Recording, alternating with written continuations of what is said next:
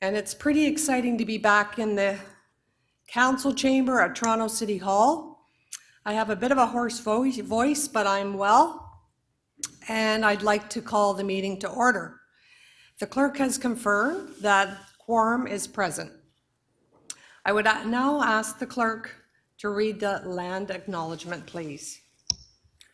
Thank you, Chair. We acknowledge the land we are meeting on is the traditional territory of many nations, including the Mississaugas of the Credit, the Anishinaabeg, the Chippewa, the Haudenosaunee, and the Wendat peoples, and is now home to many diverse First Nations, Inuit, and Métis peoples. We also acknowledge that Toronto is covered by Treaty 13 with the Mississaugas of the Credit. Thank you very much. And now I ask, as I always do, and it's never happened yet this term, but are there any declarations of conflict of interest? And I'm looking at our friends at home and seeing none. So we'll move on now to the approval of the minutes. Can I have someone to move the approval of the minutes of June 23rd, 2022? And Commissioner Lai is doing that. Thank you, Commissioner Lai. All those in favor, show of hands. Thank you. As always, I'd like to remind you this is an open meeting. And as we go through the agenda today, if you could email your questions to the clerk, if you would like to ask questions or speak. Each member has 5 minutes. Deputations also today will be 5 minutes in length. And to the commissioners, if you'd like to submit a motion, please email your motion to the email address that we've provided you. Also, technical troubleshooting. If you have any problems, let us know and we'll do our best to help you. So, today's meeting will be our last meeting as a board for the 2018-2022 term. So before we run through the agenda, I'd like to take a moment to reflect on the last 4 years. I'm going to take a few moments, not just one. One of the most challenging periods in this organization's 100-year history began with the onset of the global COVID-19 pandemic in 2020. While much of our city ground to a halt, our frontline workers still needed a reliable way to commute to and from the workplace, and Torontonians still needed public transit for essential trips. The TTC leapt into action in response to the rapidly evolving global public health crisis. It was an incredibly complex parallel effort to keep service running while implementing unprecedented measures to keep staff and riders safe, including extensive disinfection protocols and one of the first mandatory face mask policies in Canada. Through the darkest days of the pandemic, the TTC kept our city moving. The TTC never stopped running. On top of the massive challenges to put out daily service in the midst of a pandemic, the TTC went above and beyond to support the City of Toronto in whatever way we could. The TTC played a critical role in the city's immunization campaign last year, providing transportation to clinics, hosting mobile vaccine clinics, turning stations into temporary vaccine clinics. Whether the request came from City Hall, a health partner, or a community agency, the TTC never said no. Through these efforts, the TTC ensured not only that riders could get from A to B, but they could get vaccinated on the way. We helped save lives, and that's something everyone at the TTC should be very proud of. Then, this past fall, the TTC faced a new and increasingly more common issue for major public agencies, a very sophisticated cyber attack. TTC staff worked around the clock, and I know this for a fact, to limit the impacts. Experts told us that the TTC had a state-of-the-art response. Despite these challenges, we have made significant progress on major capital projects and strategic initiatives this term. The TTC oversees one of the City of Toronto's largest capital programs with a 10-year approved capital budget and plan valued at more than $12 billion. That includes a combination total of 374 projects and programs of varying sizes and complexity. We currently have 14 stations simultaneously under construction right now as part of the Easier Access program to make our subway network fully accessible to all riders by 2025. These are incredibly costly and complex projects. We are undertaking major construction in a live transit environment. Gary taught me that. On that note, I would like to thank the ACAT, the whole ACAT committee, but more recently, Jonathan, who has chaired the committee, and our previous chairs, who were also equally amazing, Igor and Mazen. They did great work to drive these issues that we've just talked about and to make sure these critical accessibility initiatives got moved forward. They also provided invaluable insight and advice to the TTC every step of the way. I would also like to highlight the progress we've made replacing our more than, and this is my favorite topic, 67-year-old legacy fixed block signaling system with our state-of-the-art new ATC, automated train system. After many years of construction and closures, the project is finally nearing completion. The last stretch of Line 1, Eglinton to Finch, is already 85% complete. Once ATC is fully installed, Line 1 riders will experience significant safety, capacity, and reliability improvements. I'm very proud of the progress the TTC has made on key capital projects and on project management, including the introduction of a new project assurance function. I am also glad to see that we are embracing the incredible value of data and analytics to improve our service and organization, as we heard more recently at our May meeting. We are taking a more dynamic and responsive approach to service planning, matching service to demand and focusing on our busiest routes. Our first ever 15-year capital investment plan, which when Rick first introduced to some of us at City Hall, we almost fainted at some of the numbers, but it was really impressive to see the summary before us that has never been pulled together before. This was introduced at the beginning of the term. It's now updated annually. It brought state of good repair and the critical transit infrastructure projects that keep our network running to the forefront. For the first time, we had a full and comprehensive look at our long-term capital needs, the very first time in 100 years. This document is an invaluable asset for approaching other levels of government, which we like to do, for capital funding support, which we like to do, and we must do, and we must have sustainable funding going forward, and that's what we're fighting for.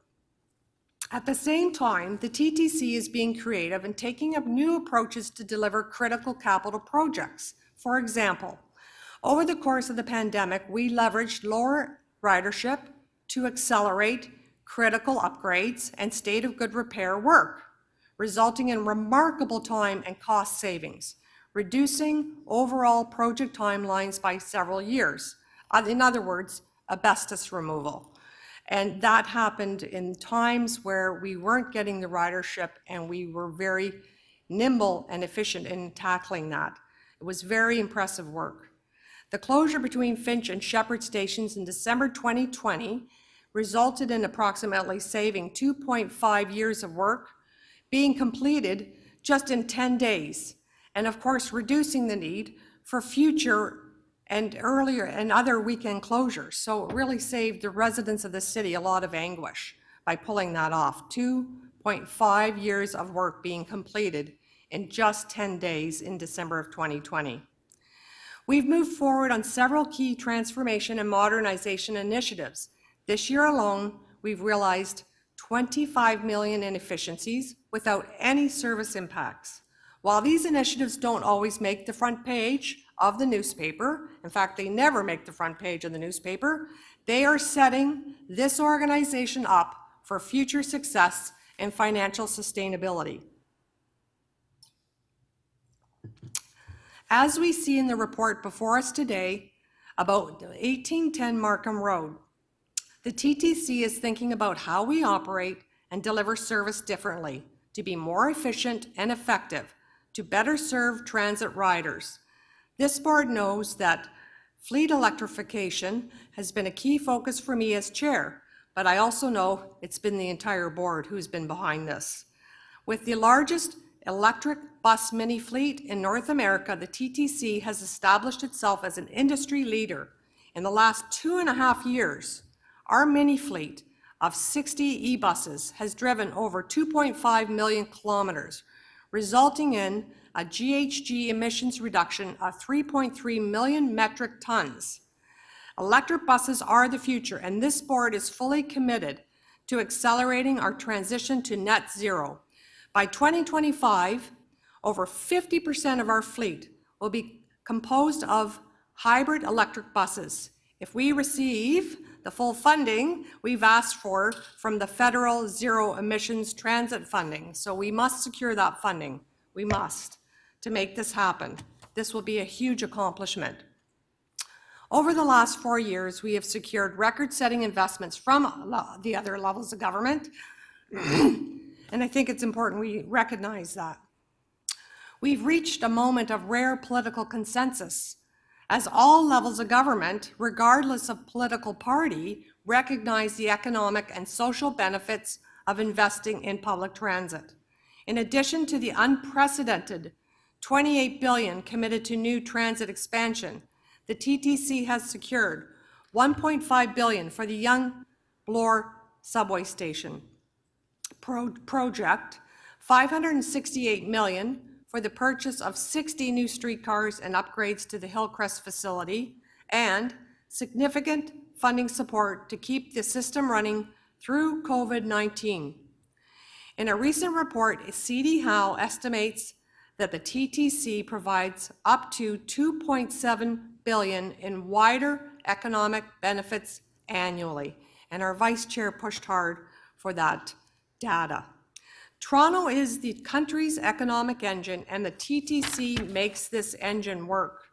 I would like to thank my fellow board members. It's really been an incredible board. I think personally the best board that the TTC has had in 100 years.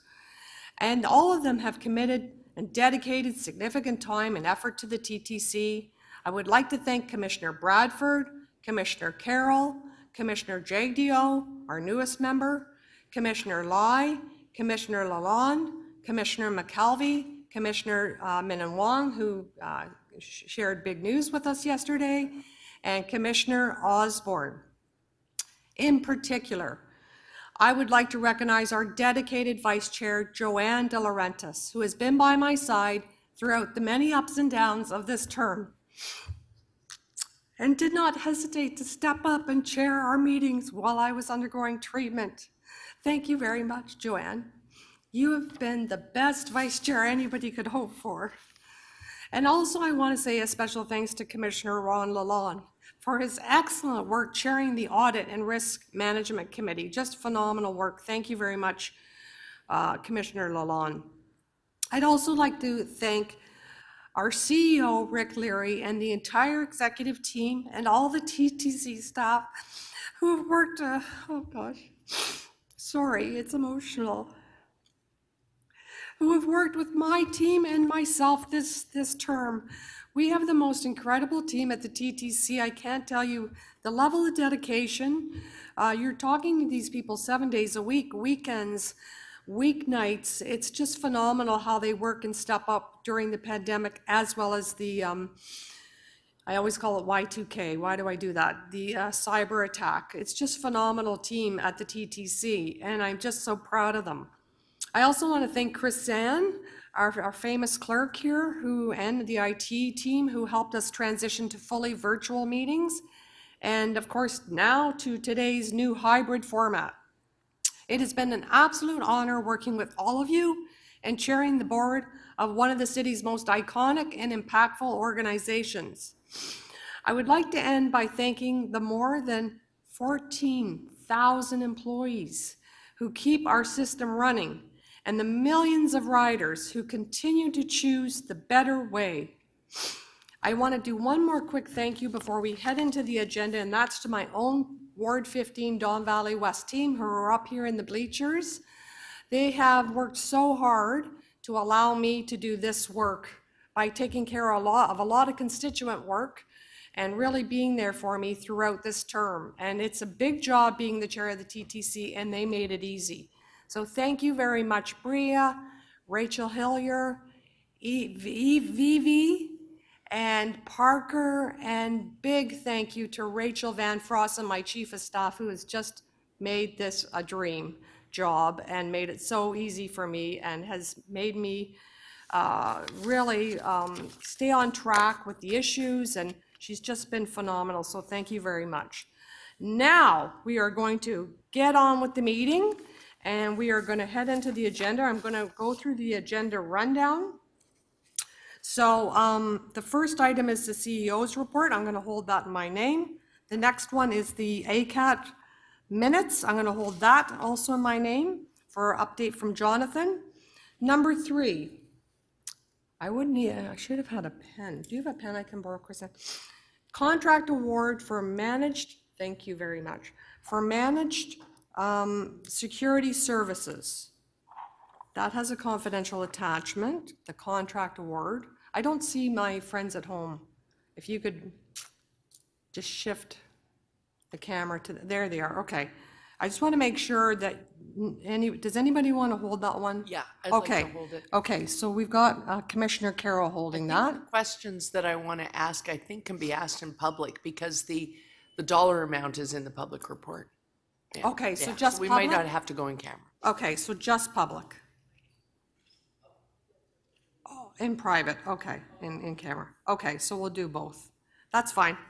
Good, okay. Number 4, digital connectivity strategy, July update. And I know that the vice chair had some interest in that item, so I'm going to hold that in your name. Number 5, 1810 Markham Road Facility non-revenue vehicle and equipment maintenance, and that's also a confidential matter. You have a whole, okay, so we'll put that under Commissioner Carroll's name. Number 6, we have, this is automated train control, best topic ever, and I actually am going to hold that for a little presentation, so I'll hold that under me. Number 7 is advancing the 5-year service plan and 10-year outlook reset. And I know we have speakers on that, so I'll hold that. We have deputations on that one, item 7. So I'll hold that for our deputations. Number 8, transit network expansion update. Also, we have speakers on that, so I'm going to circle that. Green bus and Wheel-Trans green bus program, I'm going to hold that one. Number 10, easier access phase 3. There is a speaker on this item, so I'm going to hold that for them. 4050 Yonge Street new entrance connection. I would move that unless anybody else wanted to hold it. I don't see, I don't have my screen up again. Does anybody else want to hold that? I'm not seeing anybody. Okay. So we'll let that go. I think I'll move that. All in favor, opposed, that carries. So we're dispensed of 11.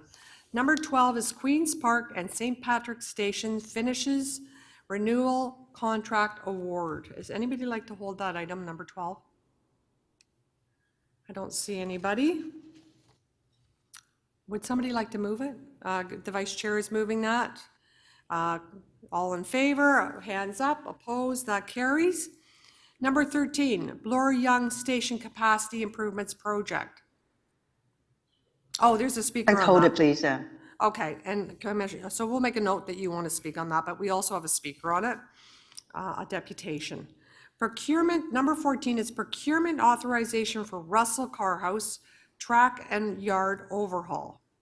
I'm looking in the chamber, I'm looking at The virtual, no, I don't see any. Would anybody like to move that one?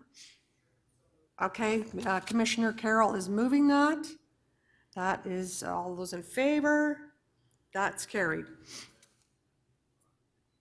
Number 15, procurement authorization for TTC all-risk property insurance renewal. Anybody? Okay, so we're going to hold that in your name, Commissioner Carroll. Number 16, procurement authorization supply of Cummins factory remanufactured engineers, EPA 17. That's a humdinger, that one. Does anybody want to hold that? I'm not seeing, would somebody like to move it? I'd like to move the item, please. Oh, that's Madam great. Chair. Thank you. Okay, Commissioner Lai is moving that. All in favor? Opposed? That carries. Okay, the next number 17, delegation of authority during the board recess. There's a speaker on that, so I'll hold that. And then notice of motion, and that is by Commissioner McKelvey on Canadian content procurement update. And that's seconded by Commissioner Bradford. So would anybody want to hold that, or any thoughts from the board? You want to hold it? Okay, good. Commissioner Denzelman and Wong is holding that for the last time. Little tear running down your cheek. Very emotional, this meeting. Okay, so we're going to hold that. Denzel's holding 18, or Commissioner Denzelman and Wong is holding that. So now we're going to head back to the beginning of the agenda. So if I could just ask the clerk to identify what we need. I know for sure we need to go number 3 into camera. Could you identify what other ones? Do we have just one item? Members, the motion is on your screen. It's items 3, 4, 5, and 6. You're good. That's fast. 3, 4, 5, and 6. Okay. Okay, so I guess if we can move into private in camera at this time then to deal with those items. It will take a couple minutes to turn over.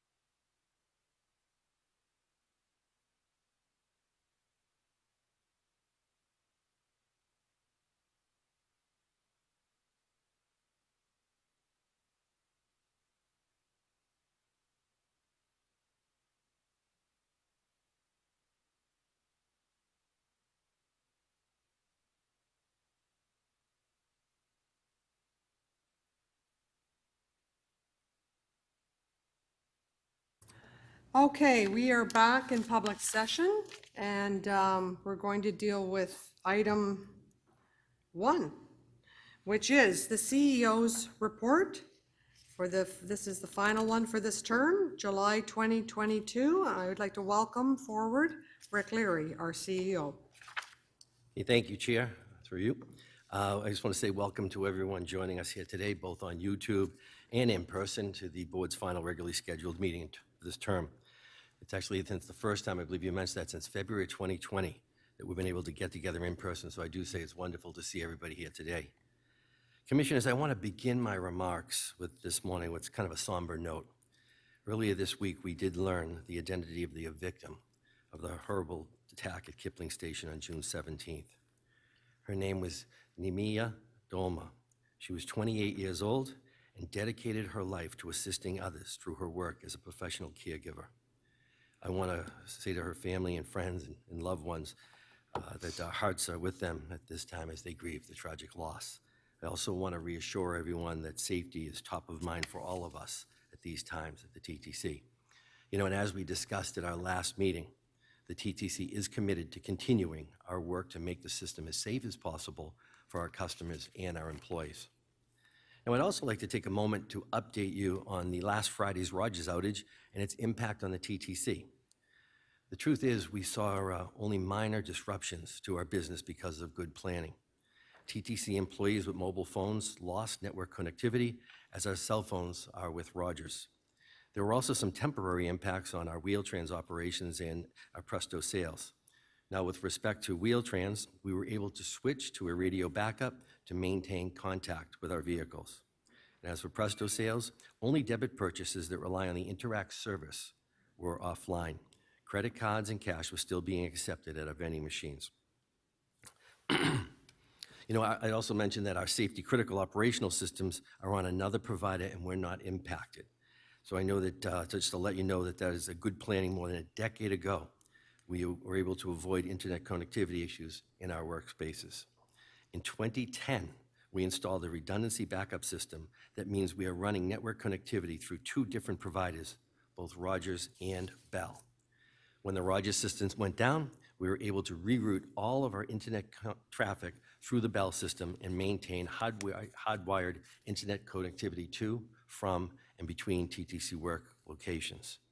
I'd also let you know that in the wake of the Rogers cell phone outage, we're now looking at similar emergency backup plans for our mobile devices. And I want to thank Dakshin, as you heard earlier, our head of IT services, and his team for the great work that they do. Commissioners, also, with this being the last regularly scheduled public meeting of the board, I thought it was important to take a quick look back at what we've achieved together over the past 4 years, and as we continue the good work to deliver the 2018-2022 corporate plan. And I'm going to build upon what you mentioned on earlier, Chair. I'd like to remind you that we did this together in the face of emerging challenges, again, as you mentioned, Chair, with COVID-19, and a significant change to how transit expansion is being delivered. So first and foremost, I would like to acknowledge the hard work and dedication of everyone in this organization for delivering one of the most substantial transformations any transit agency of our size has undertaken. I'd also like to thank this board for their guidance and leadership on our transit plans, and the City of Toronto Council for recognizing the importance of the TTC as an essential service connecting people to places across the GTHA. Now, among our numerous accomplishments that we've worked on to advance, I'm going to mention a few of them. We had our first ever capital investment plan, which was mentioned earlier, the 5-year service plan with a 10-year outlook, a 5-year fare policy, and a 10-year fare collection outlook. It was all about planning and long-term looks at where we want to go. We had a 10-point action plan and a 5-year diversity strategy, our accessibility plan, and then we moved the Green Bus program. We also work with our partners at the City of Toronto to secure a $1.4 billion in Safe Restart Agreement funding from the federal and provincial governments. And this was, again, an acknowledgement of the important role that public transit played both during the pandemic and as we recover from it. I do want to thank Mayor Tory and Chair Robinson for their roles in leading those discussions. More recently, we did update the capital investment plan with a capital budget of $12 billion over 10 years, and we developed the TTC's first ever real estate investment plan to ensure that there's a clear understanding of what is required to run our system. We secured funding for 60 new accessible streetcars and made a huge advancements in the procurement of zero-emission TTC and wheel-trans vehicles. And of course, we continued our COVID-19 response and recovery efforts. We advanced the ATC program, and today, as the chair said, 85% of the line from Vaughan Metropolitan Center to Eglinton Station is fully operational, and the rest of Line 1 will be operational this fall. How can we forget the new McNichol bus garage in North Scarborough? And I know that Councilor Lai and others are very pleased that, the position of that location in helping us to improve the reliability of service in the east-north section of the city. We had great strides in station accessibility with 55 stations now accessible as we continue the path to meet the 2025 AOAD deadline.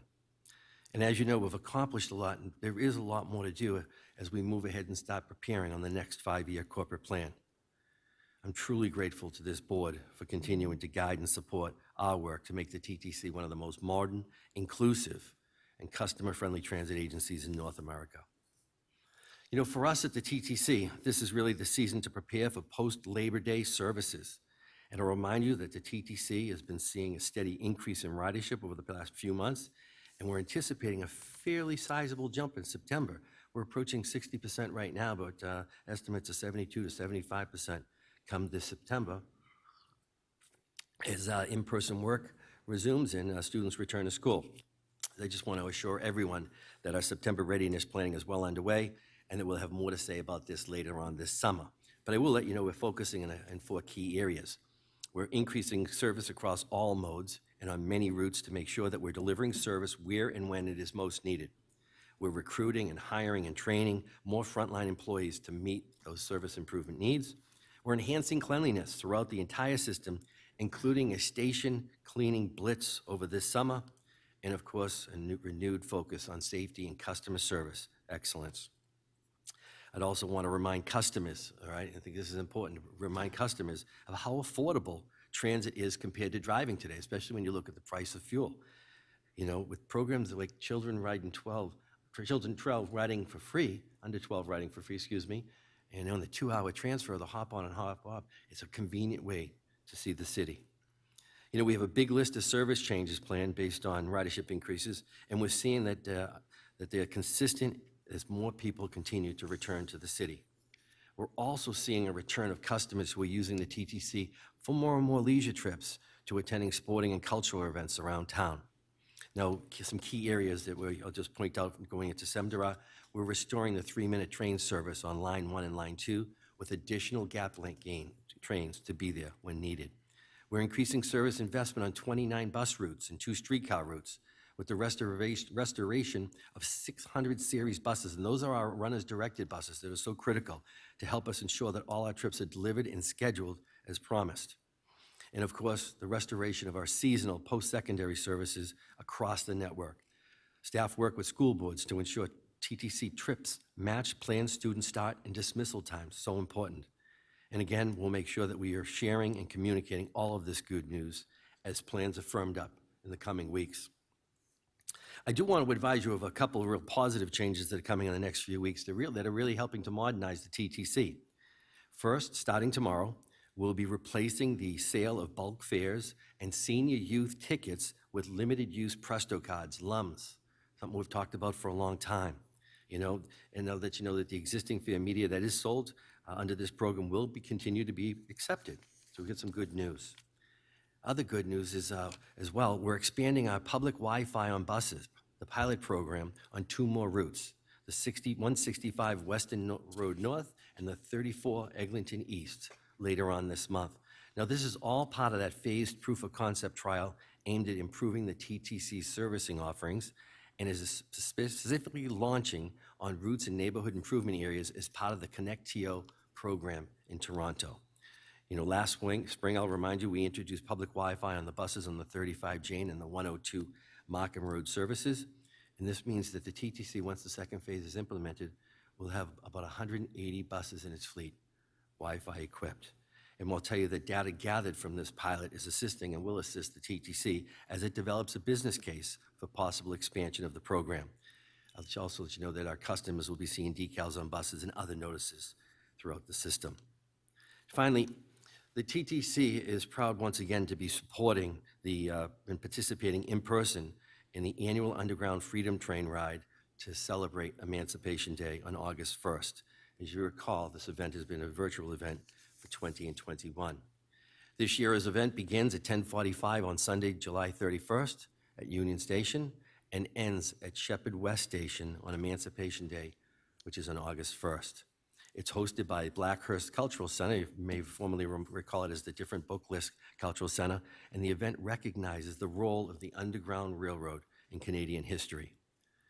You know, honoring Emancipation Day reminds us of how important it is to combat anti-Black racism and to eliminate discrimination in all its forms in our communities and workplaces, something the TTC is firmly committed to. So, Chair Robinson, Commissioners, on behalf of the entire executive team here and all TTC employees, I just want to say thank you for your leadership and support over the last 4 years. Chair, I'd like to, from a personal note from me to you, what you had mentioned about the nights and the weekends, and we had a lot of phone calls over the last 4 years, and I'll let everybody know. You mentioned your treatment, so it's okay to say, while you were in treatment, you were still in constant contact with me, giving me advice and guiding me, so I really appreciate that. It was invaluable at that time, so thank you. Chair, that now concludes my opening remarks. Thank you very much. Lots of information there. Good information. So I will ask the commissioners if they have questions on the CEO report. Commissioner Carroll, you go ahead. Yes, let me go back to the page.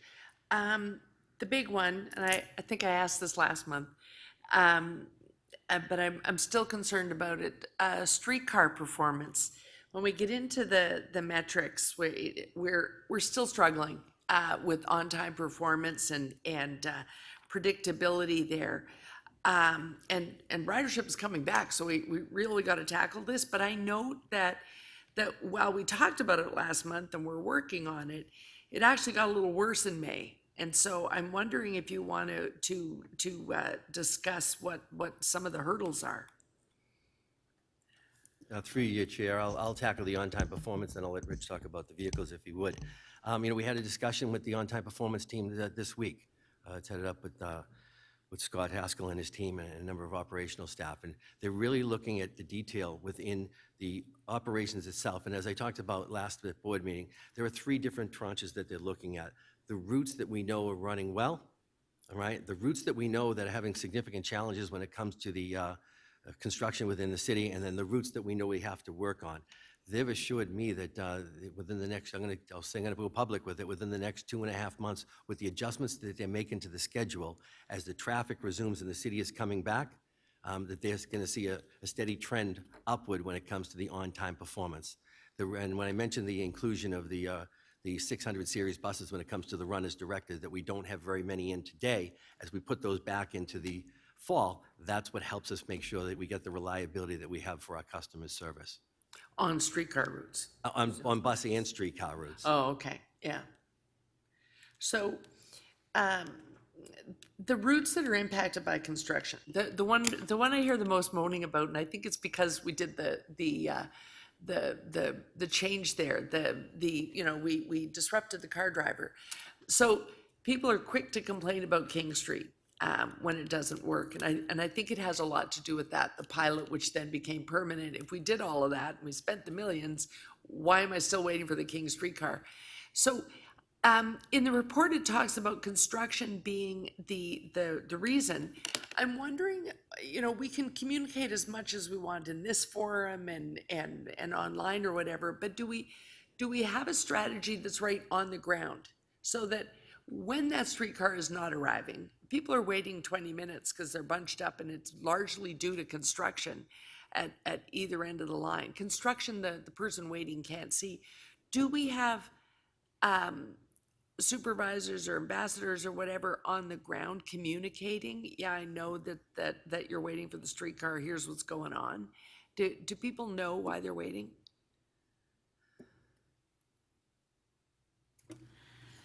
So through the chair, yes, there are supervisors who are on the route. I would not, though, say that they're at every stop advising every customer, of course.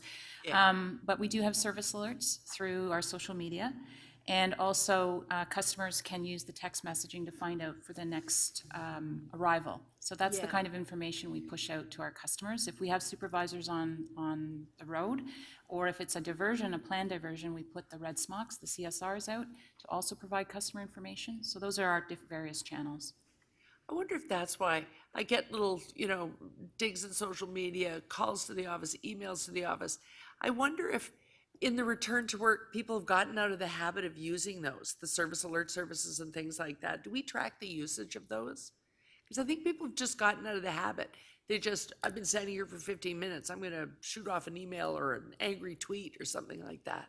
And we need to remind them to use those services. I think that's a really good point, actually. And as we go back to our September readiness and return to office and getting people into the regular routine, I think it's a good advice to promote those channels of information. Okay, yeah. And the other one I wanted to ask about, Madam Chair, was about, there are so many metrics in here. It seems like there are more KPI than ever before. I figure everything that you want to measure under the sun is in this final report for us. But one that people complain about, and this again, I think is about the progress we're making, and so there's a lot of construction in our stations. But I also note that we keep a lower metric in terms of station cleanliness. When you look at the way it's reported in the report, it looks like we care more about the cleanliness on the vehicle than in the station. And so then people go through, like, Eglinton Station seems as if it's just permanently under construction and will never not be under construction. And I had been through it, and then the next day, somebody sort of sent a dig on Facebook saying that stations are a mess, Eglinton is a mess. I don't know if they're talking about cleanliness or construction. Are we surveying and trying to figure those pieces out? Through you, Chair. I had mentioned it, but I'd like to focus on it right now if I could, because that's a great question. Yeah. Jamal, the head of our stations, has brought that to attention about keeping the stations clean. And we've all heard about it with not a heavy ridership, those that are using the stations, and it gets a little messy.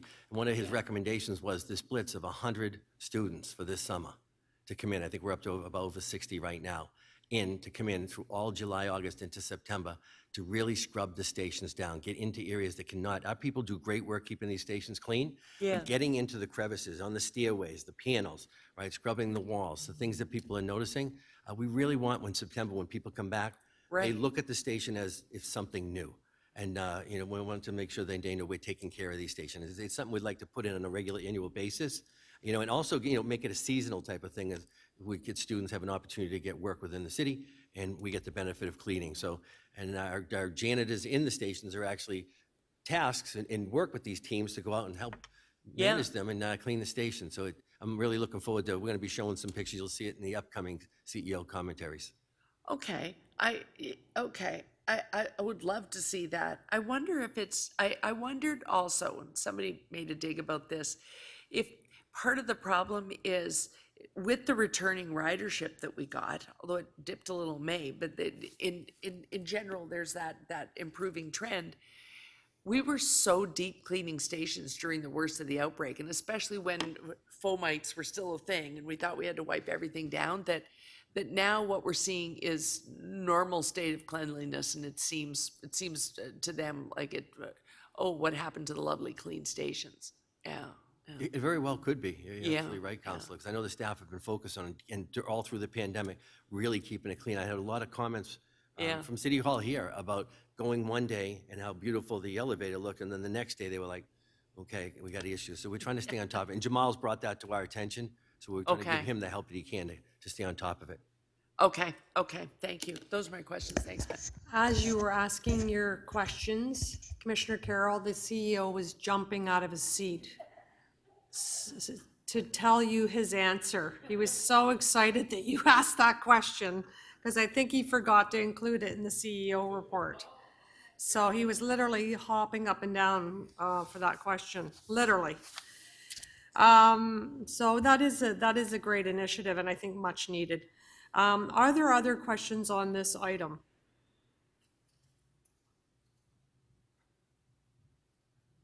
Can we move to speakers?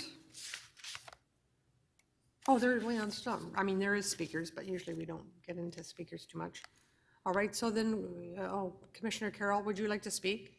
Yeah, I won't move a motion, but I will say this. I hope that the staff and the operators out there know that we're getting these metrics and that we're looking at them and that we're paying attention to them, because there's kind of a malaise across the city. There's a lot of complaining. We're trying to address it, in our own little way in my community. There's a lot of complaining and a lot of focus on every bit of change, because I think there's an anxiety that we're struggling and we will never improve if we don't point out every little thing. But hearing in the remarks today, taking this seasonal approach to do a deep clean is, I think, a brilliant idea, because I think that if they're seen to be doing it, if it's happening during the commuting day, and they're seen to be doing it, I think it's going to give people hope that, yeah, we know we have a way to go to get back to the normal that you hope to see, and we're taking an extraordinary step like this. I think it will become something that people suggest is done on an annual basis if we can afford it. But it also sends a message that we know we have a long way to go to get back to the ridership experience that you want to have. And people are well versed in our revenue challenges. The same is true at the city, but they're at the point where they don't want to hear about the revenue challenge anymore. They just want things to feel like they used to feel. And if we can push for that, I think we'll see the revenue coming back that we want to come back before the end of this year. So very happy with the answers, Madam Chair, and just wanted to comment on that. I certainly don't need to move any items coming out of that report. Okay, thank you very much. Other speakers, I'm not seeing any, unless Chrisanne can bring it to my attention if there are. Okay, so on that, I'll move a motion to receive the CEO's report for the last time this term. All those in favor, opposed, that carries. Let's move to item 2, and that is the approved minutes of the Advisory Committee on Accessibility Transit, so ACAT. So I would ask that ACAT Chair Jonathan present the ACAT minutes at this time. Thank you very much, Madam Chair. My name is Jonathan Marriott. My pronouns are he and him. I'm a white male with blonde hair in my late 30s, and I'm wearing a white top and glasses today. I'm now going to present the subcommittee highlights for the month of May. Communications. 2022 Doors Open Toronto and the ACAT 30th Anniversary Communications. There were no communications subcommittee meetings in the month of May. However, the subcommittee chair highlighted that the Doors Open Toronto was taking place on the weekend of May 28th. The subcommittee chair also remarked that the ACAT 30th Anniversary presentations and communications among several platforms were exemplary. Design review. Barrier installation plan from the City of Toronto. The subcommittee received a presentation from the City of Toronto in relation to protecting Union Station from hostile vehicle threats using various barriers. The subcommittee discussed accessibility concerns, they provided suggestions, and also inquired how this had been implemented in other areas. Third-party connection at York Mills Station. The subcommittee received a presentation on a redevelopment of the TTC entrance connection at 4050 York Street at York Mills Station. The TTC's existing standalone stair and escalator entrance will be replaced with a stair elevator entrance integrated into the new building. Flow-through elevators are going to be installed and will serve all parking levels as well. Service planning. 2022 Accessibility Plan Status Report. An update was presented to the committee regarding the 2022 Accessibility Plan status. The committee was informed that out of the 47 objectives, so far 25 have been completed. Line 5 bus route connections. TTC staff from Transit Stops Planning, Service Planning and Scheduling, and Wheel-Trans attended the service planning meeting to answer questions from the subcommittee regarding the bus route connections for Line 5. Wheel-Trans. This update also includes actions from April 20th meeting, as these were not presented last month. Pick up and drop off at hospitals. The subcommittee received an update on Wheel-Trans stops and landmarks, specifically verifying entrances for hospitals. While this will be entirely the hospital's directives, Wheel-Trans is committed to ensuring that customers are aware of all pickup and drop-off locations. Family of Services instructional video. The subcommittee was given an update that an instructional and promotional video will be placed online to assist customers who will use the family of services.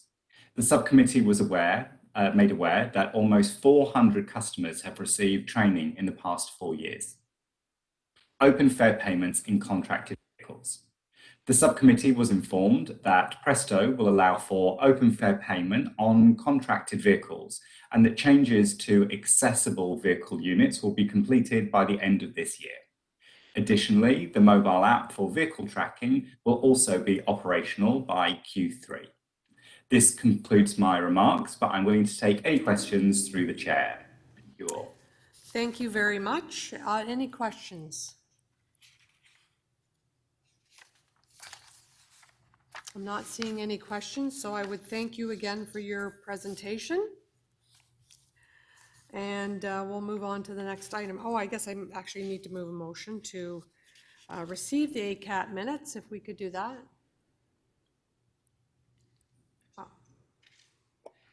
I did have a question. Oh, I'm sorry, there is a question. There is a question. Jonathan still here? Jonathan, are you still there? Hello, I'm still here. Oh, good, thank you. Yes, I'm still here. Yeah, here's a question. Sorry, I just wondered if Jonathan is in receipt of the letter that we got from TTC Riders, and if he wanted to comment on it, or if he could let us know if in fact they sent anyone to discuss it at an ACAT meeting. This one, is this pertaining to a specific, what you were discussing earlier in terms of the disruption, or is this a different? No, this is TTC Riders sent to the commission a letter that looks at us renewing. We made an extension for people who don't use the service for a while. Your classification sort of goes dormant, and TTC Riders is asking us to, for a second time, extend the period of time of non-usage that keeps your classification afloat, because they're hearing from people that there are too many people being required to reapply to either have door-to-door or family of services TTC service. And I'm wondering if that is that just coming from TTC Riders, or is ACAT also aware of a volume of complaints there? Thank you. In relation to that, we haven't had in the general ACAT meeting any correspondence. I can find out in relation to the subcommittee. My understanding is that we haven't had any come through that, but I can confirm that through email. Okay, yes, thanks very much. Thanks. That was all, Madam Chair. Thank you, and given that, we could now receive the minutes. Okay, Commissioner Carroll's doing that. All those in favor, opposed? That carries. Okay, our next item is number 4. Oh no, number 3. We're on number 3. So that's the contract award for managed security services. And I think that Commissioner Carroll had a public question. Am I wrong? Or was that just...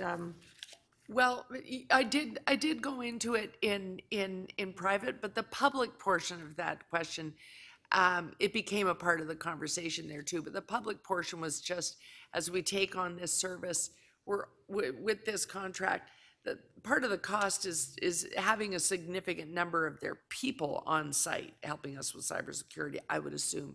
It talks about the cost of the contract in the public report.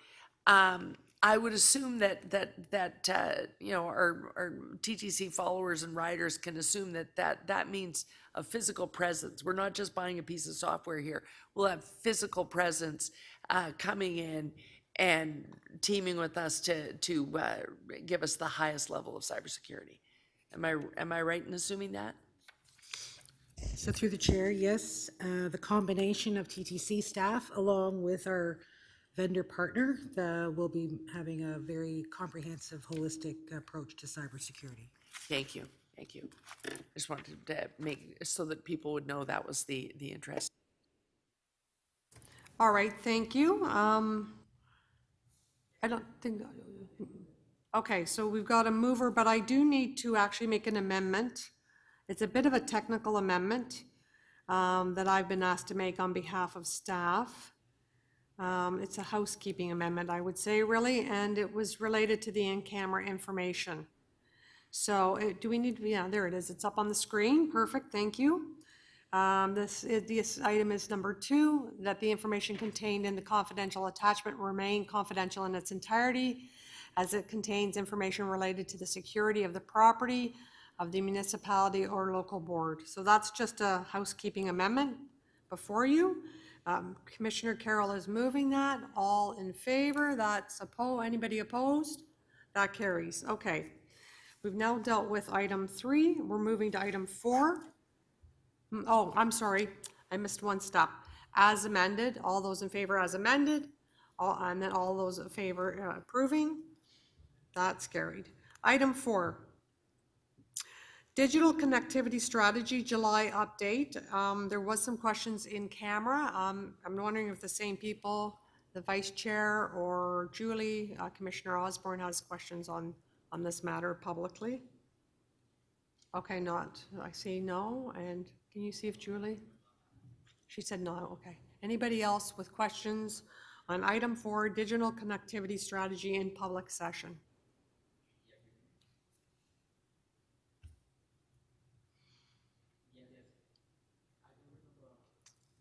I'm not seeing, okay, so I think then we can ask someone to move that item. Can you move it? The vice chair is moving the item. All in favor? Opposed? That carries. Now we're moving to item 5, 1810 Markham Road Facility. I think, Commissioner Carroll, you held it, but then you said you answered your own questions. Do you want to move it then? Yes, I found the answer to my questions. You're a turnkey operation, so Yeah. you should also move this item. Sure, happy to. Okay, all those in favor on this, opposed, that carries, that's item 5. Item 6 is automated train control. And so I wonder if anybody has any questions on this. If not, I do. So here's my big question, riveting.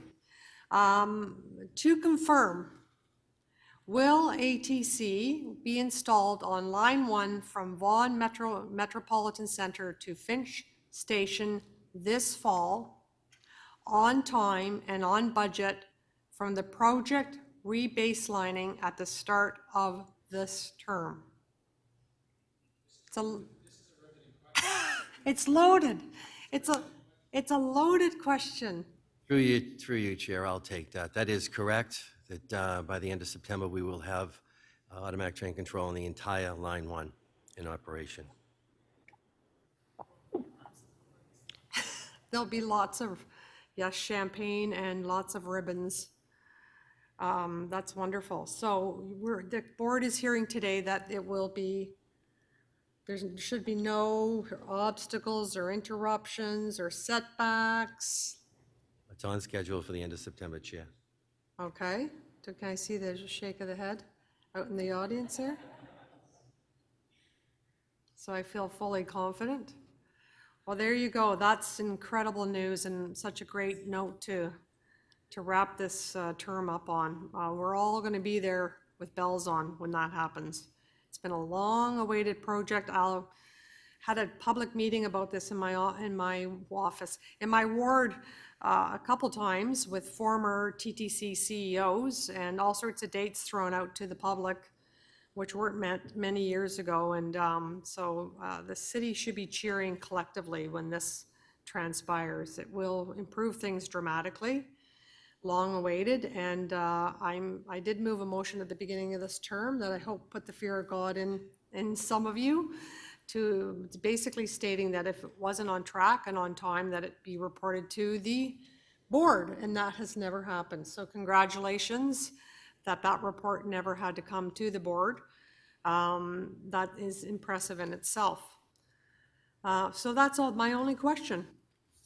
Any other questions? If not, we'll move to speakers. And I kind of did just cheat the system and spoke. And I would like to move this item, if that's okay with the board. All those in favor of the staff recommendations before us, which are 1 and 2, opposed, that carries. Item 7, advancing the 5-year service plan and 10-year outlook reset. Now, I know Commissioner Carroll had a question on this in a motion. I think you have some speakers. Oh, that's right, thank you. We do.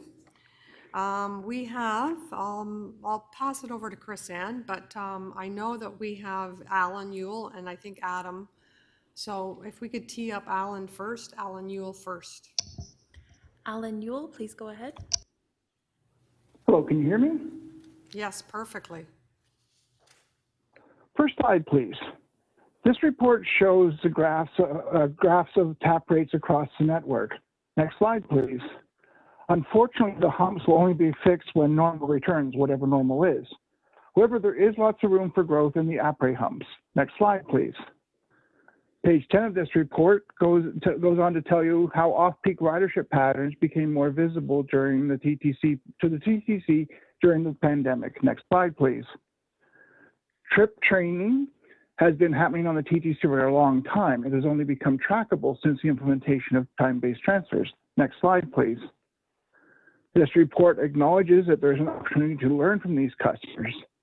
Done right, we can really grow off-peak ridership. Next slide, please. Madam Chair, I'd ask you to look at page 14 of this report. Most of the routes that have the lowest ridership retainment, not all, but are on routes east of Yonge. Next slide, please. These routes wander through at least 4 of the 5 wards where there's board members running for re-election. Next slide, please. Going through pages 14 to 21 of this report, I found some interesting details. Next slide, please. Pages 15 and 16, 21% of these routes have average spacing between buses of 20 minutes or more. Including weekend service, the number of routes with 20 minutes or more goes up to 31%. Next slide, please. For the ones that are underperforming, pages 16 and 17, 45% of these routes have wait times of 20 minutes or more. 30% of these routes have a half-hour wait time between buses. And their ratios, their retention ratios show this. Next slide, please. For the benefits of Commissioner Carroll, the 51 Leslie bus has service from 5 a.m. to 1 a.m. Its ratio of ridership retained is only 18%. Next slide, please. Only 4 hours are deemed busy enough to have the poor service level highlighted by Commissioner Carroll. The other 16 hours are even worse. Next slide, please. Page 27 of this report lists all sorts of policies and initiatives that the TTC is using for travel on the TTC. I only have time to speak to one. Next slide, please.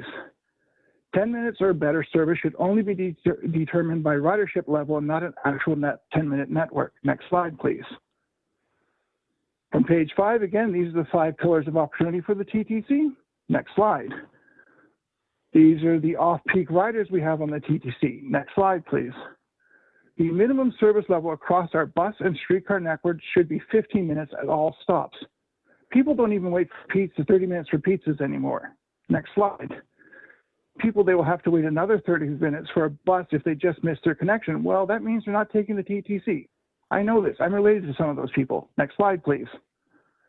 A system-wide service will make travel on the TTC faster. It will encourage more riders to take the TTC more often. Next slide, please.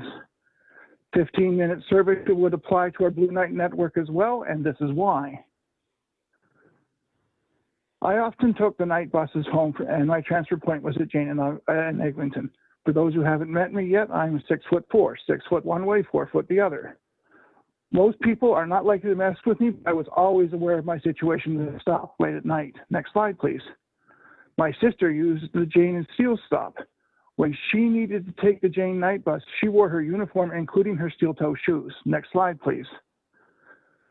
Partially funding from the 10-minute network that we used to have, a 15-minute service level will increase off-peak ridership, improve passenger safety, and will positively affect all 5 of the TTC's pillars of opportunity. Thank you. Thank you. Any questions? We're going to move to our next speaker, Adam Kuhon.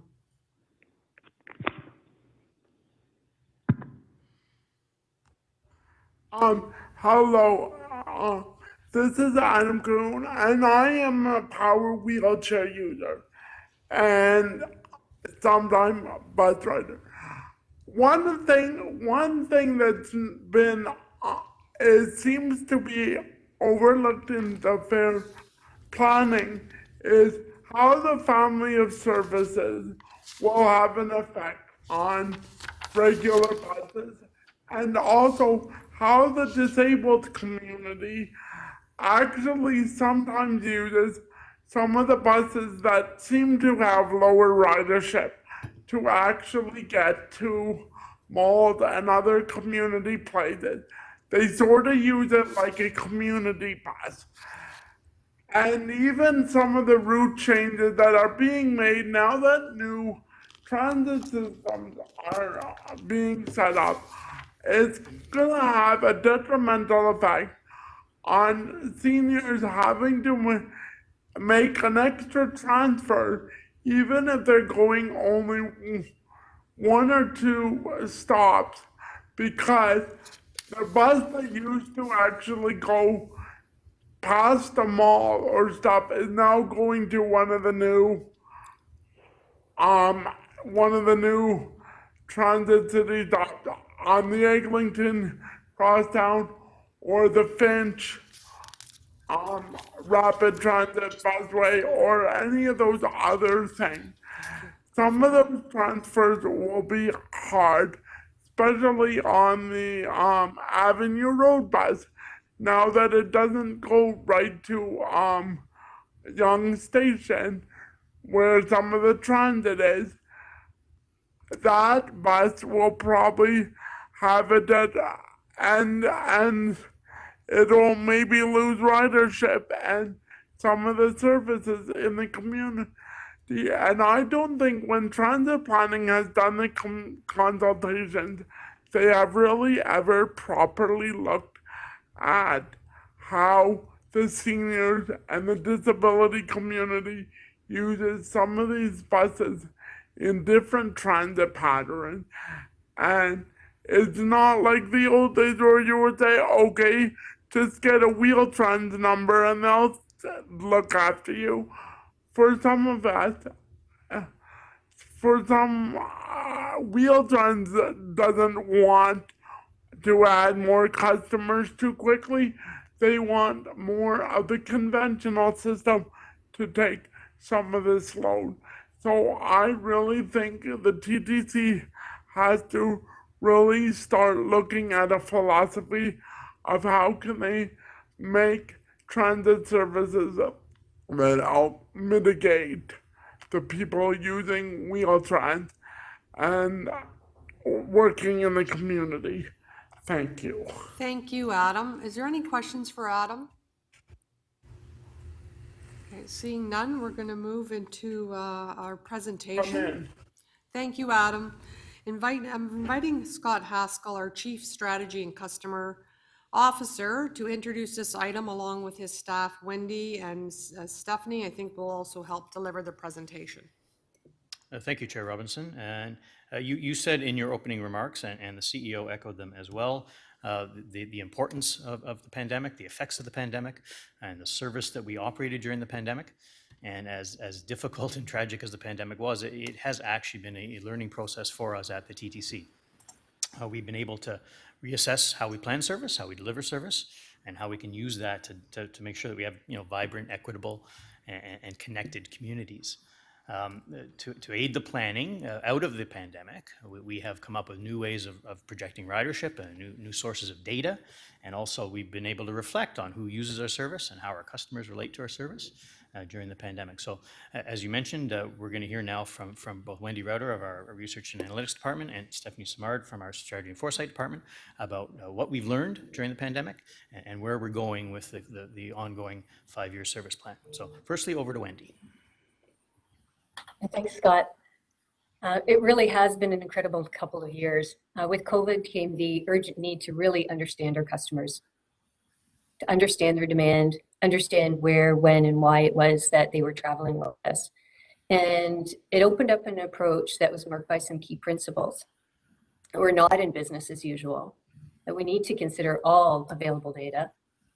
We're not charting a course for one future certainty. And we need to consider differing impacts on different customer groups. We further need to be able to respond to shifts as they arise. It's not an annual or 5-year basis anymore. Our customers' needs are changing and we're learning from them all the time. Next slide, please. Fundamental to understanding our customer return to transit is identifying the segments of our customers and their rate of return. This is an example of where a broad approach to customer research is informing our short-term customer outlook, essentially to the end of 2023. To the left, TTC's customer segments prior to COVID by trip purpose. These will look familiar to you. The professional worker who uses TTC for commuting. It's about 28% of our pre-COVID ridership. Post-secondary students, 14% of our pre-COVID ridership. Secondary students, 8% of our pre-COVID ridership. Shopping, retail, discretionary trips, 7% of our ridership. And discretionary trips, other types, people living their lives, going about the things that they do today, 16% of our ridership. Over to the right is how we're looking at the high and lowest scenario assumptions for each of them. Overall, we're seeing a return of key customer segment groups. We're seeing the return of post-secondary this past year. We're anticipating the full return of post-secondary in class learning this next semester. Discretionary travel, to a great degree, has led the return of the use of transit. Where we're seeing the same rapid pace of return is around the commuter. The 28% of professional workers and 10% of office workers.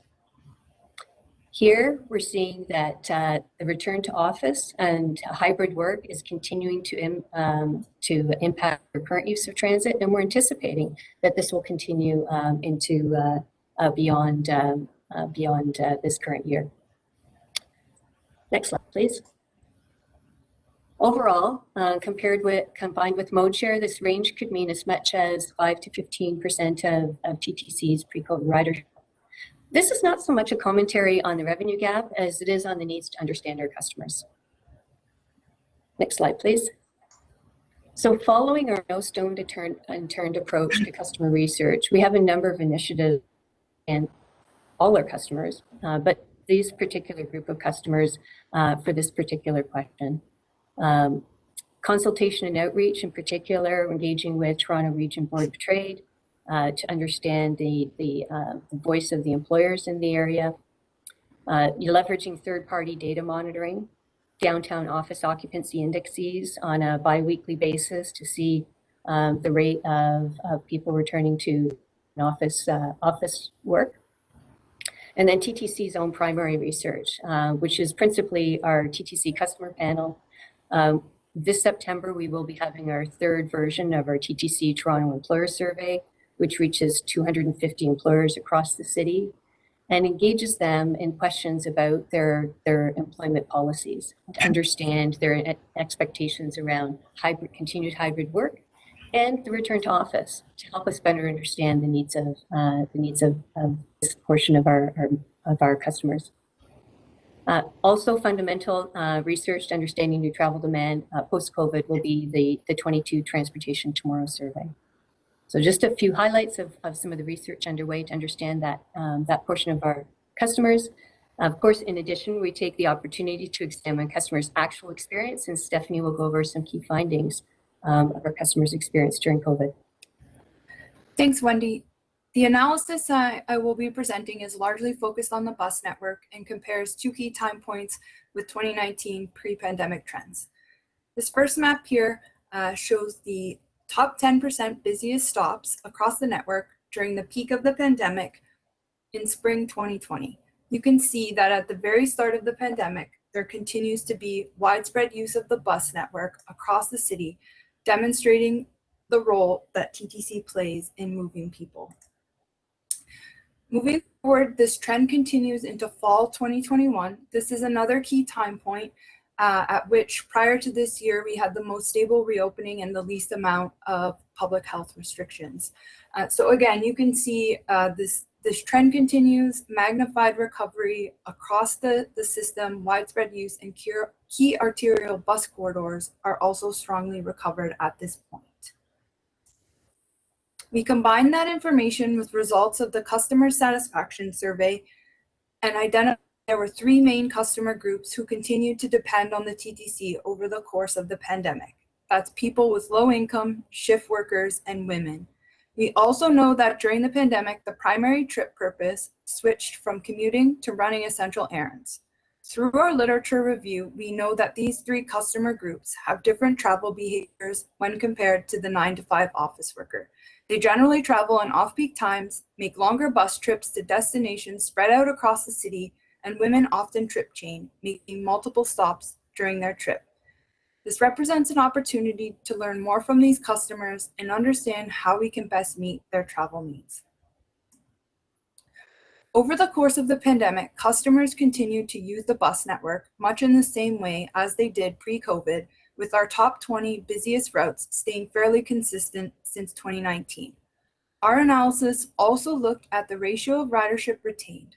The map on the screen is during the peak of the pandemic. Routes in red had the highest ratio of ridership retained.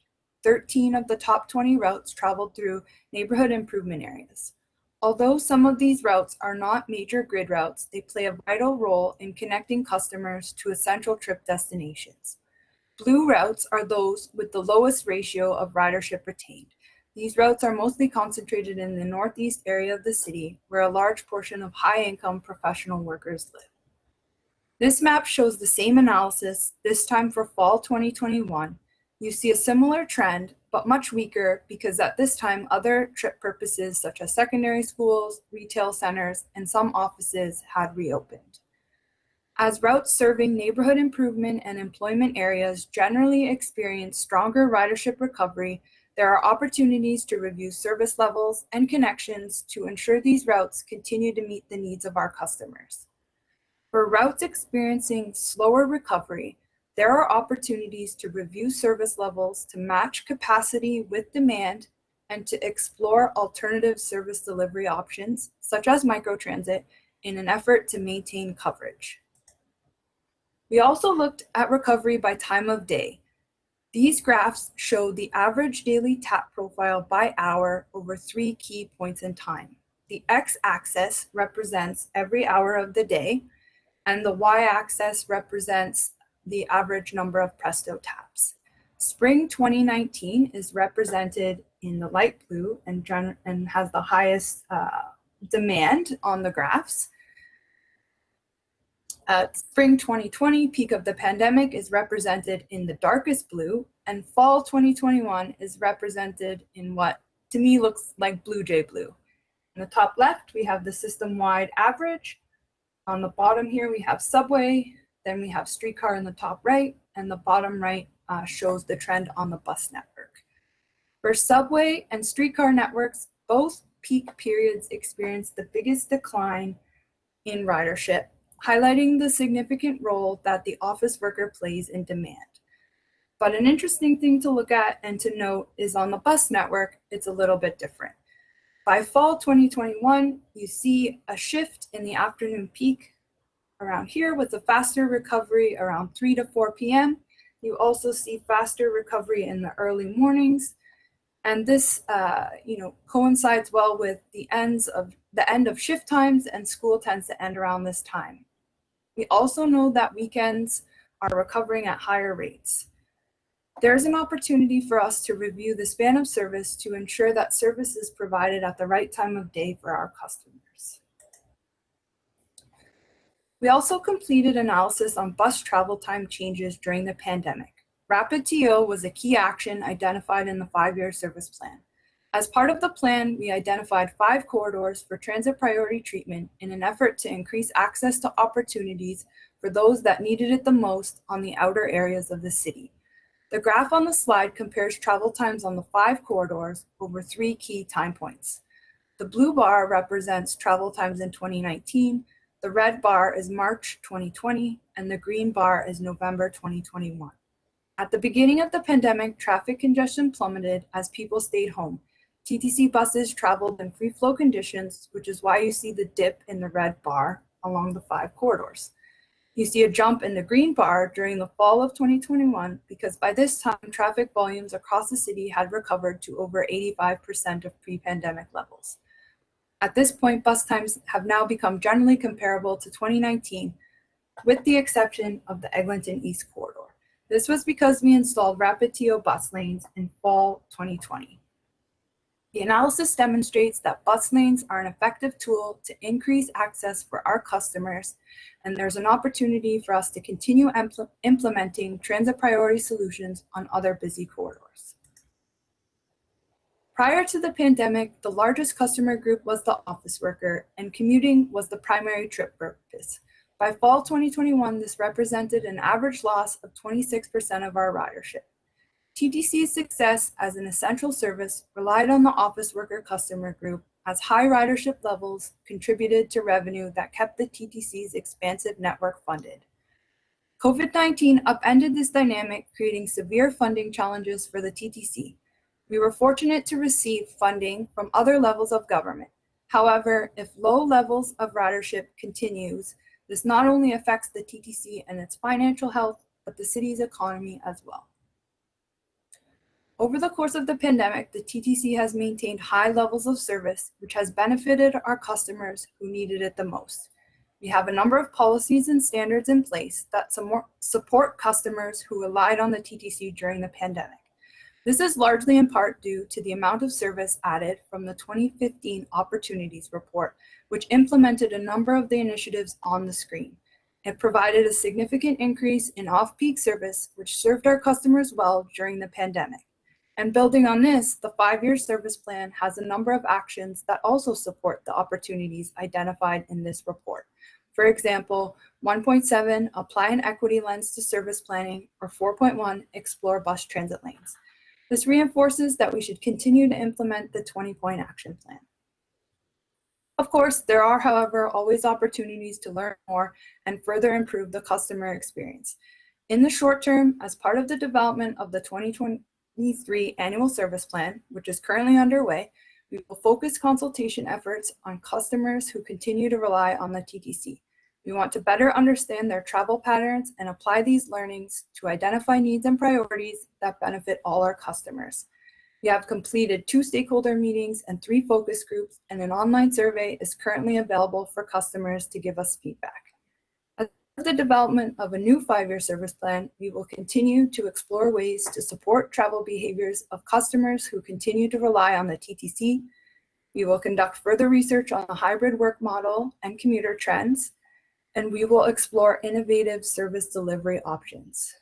I also want to note that we continue to work with city staff on the gender equity strategy and the update to the poverty reduction strategy. In early 2023, we will report back to the board with the final 2023 annual service plan. We will then spend most of 2023 conducting additional public engagement and finishing technical work to develop a new 5-year service plan. This plan will be presented to the board at the end of 2023 in December. Thank you. Thank you very much. Scott, are you summarizing or is that? No. Okay. Great presentation, lots of information. Questions at this time? Okay, we're going to start with our Vice Chair. Thank you, Chair. And thank you, team. Great report, terrific data. It's really exciting. I think you've given us a level of insight into our services that we haven't had before. A couple of questions for you around the data, and I see in the presentation that you're going to let the data inform the strategy, exploring more flexible service levels, looking at microservice and so on. So I just want to dig a little bit deeper there in terms of how you're sharing that data.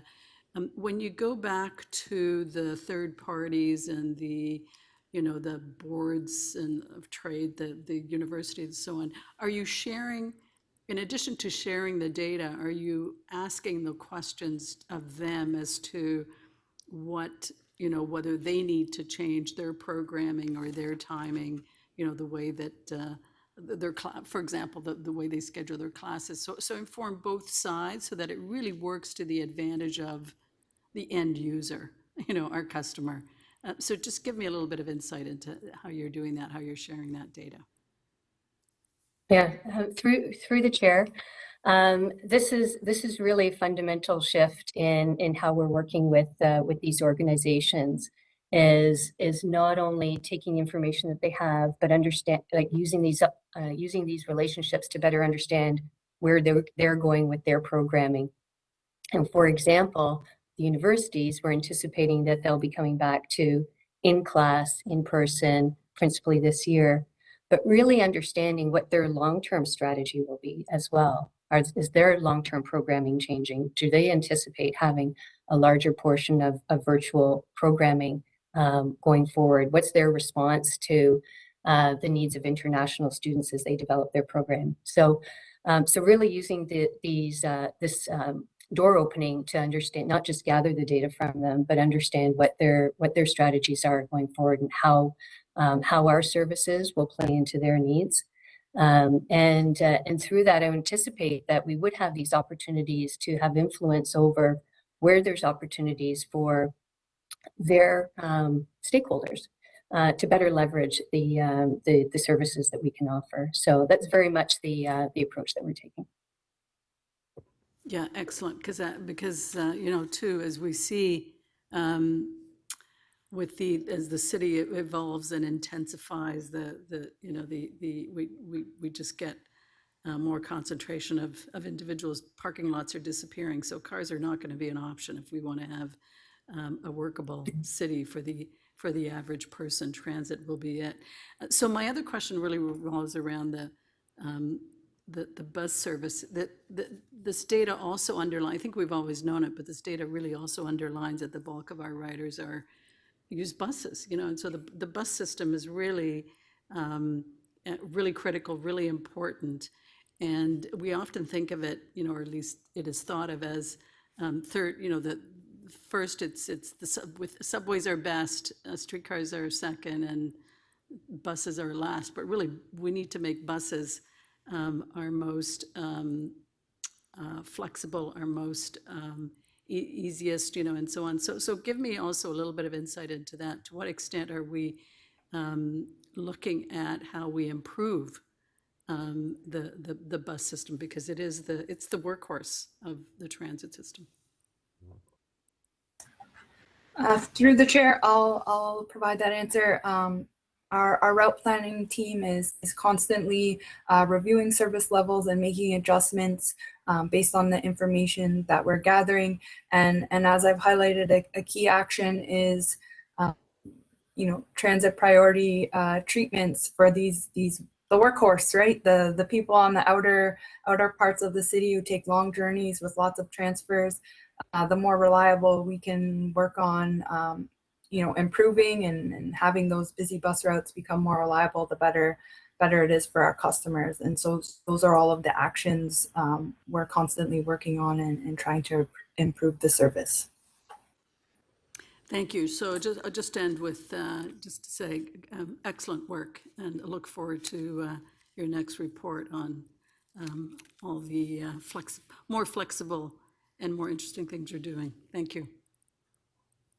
Thank you. And our next questioner is Commissioner Carroll. Oh, thanks. I'm looking at the ridership retainment maps, and I'm trying to understand it because you're showing us the top 20 and the bottom 20. How do you measure retainment though? If it's retainment of the ridership that existed before?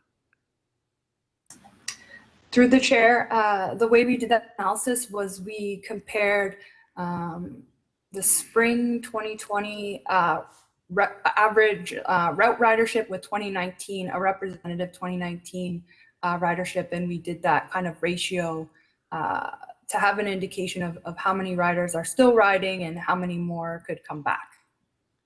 So if a street's not on this map, should we assume that that's a street that it's somewhere below the red, but it has had some form of consistent ridership? What's missing from this map?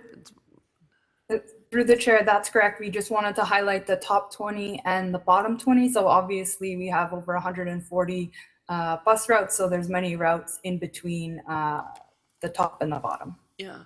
So I'm wondering if any analysis was done to add to this analysis, because I noted that you're talking about in the future planning and forward planning, you're going to use this to guide, can we make some adjustments in the bottom 20?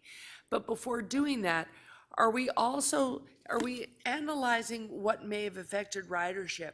When I look at the red lines, I see places where even at the worst of the pandemic in 2020, when we were doing some service reduction where I see red lines, we couldn't do much reduction because that was a pretty full bus network. But there are some places where we could trim routes or at least change the headway somewhat because the ridership was down so much. But that then affects retainment, does it not? Through the chair, I'll take that. Yes, you're absolutely correct, Councillor. We are looking at all the routes, of course, as we always do. We did make some temporary service changes at the start of the pandemic, but they were relatively minor and they were easily reversible. And we helped to mitigate those by having these extra buses, the 600 series buses, as we call them, which are available for a flexible service plan. So by cutting back a little bit of service temporarily, but having that flexibility, we think we set ourselves up to move people fairly well.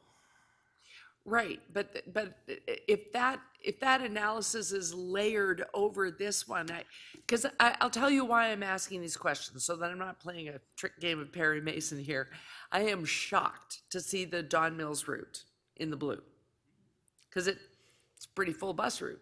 I ride it, and so here it is in the bottom 20. So then I look at what is retainment? Did it have to drop to a certain point? What if it didn't drop ever? How are we measuring there? Because I'm just surprised to see it as a bottom 20.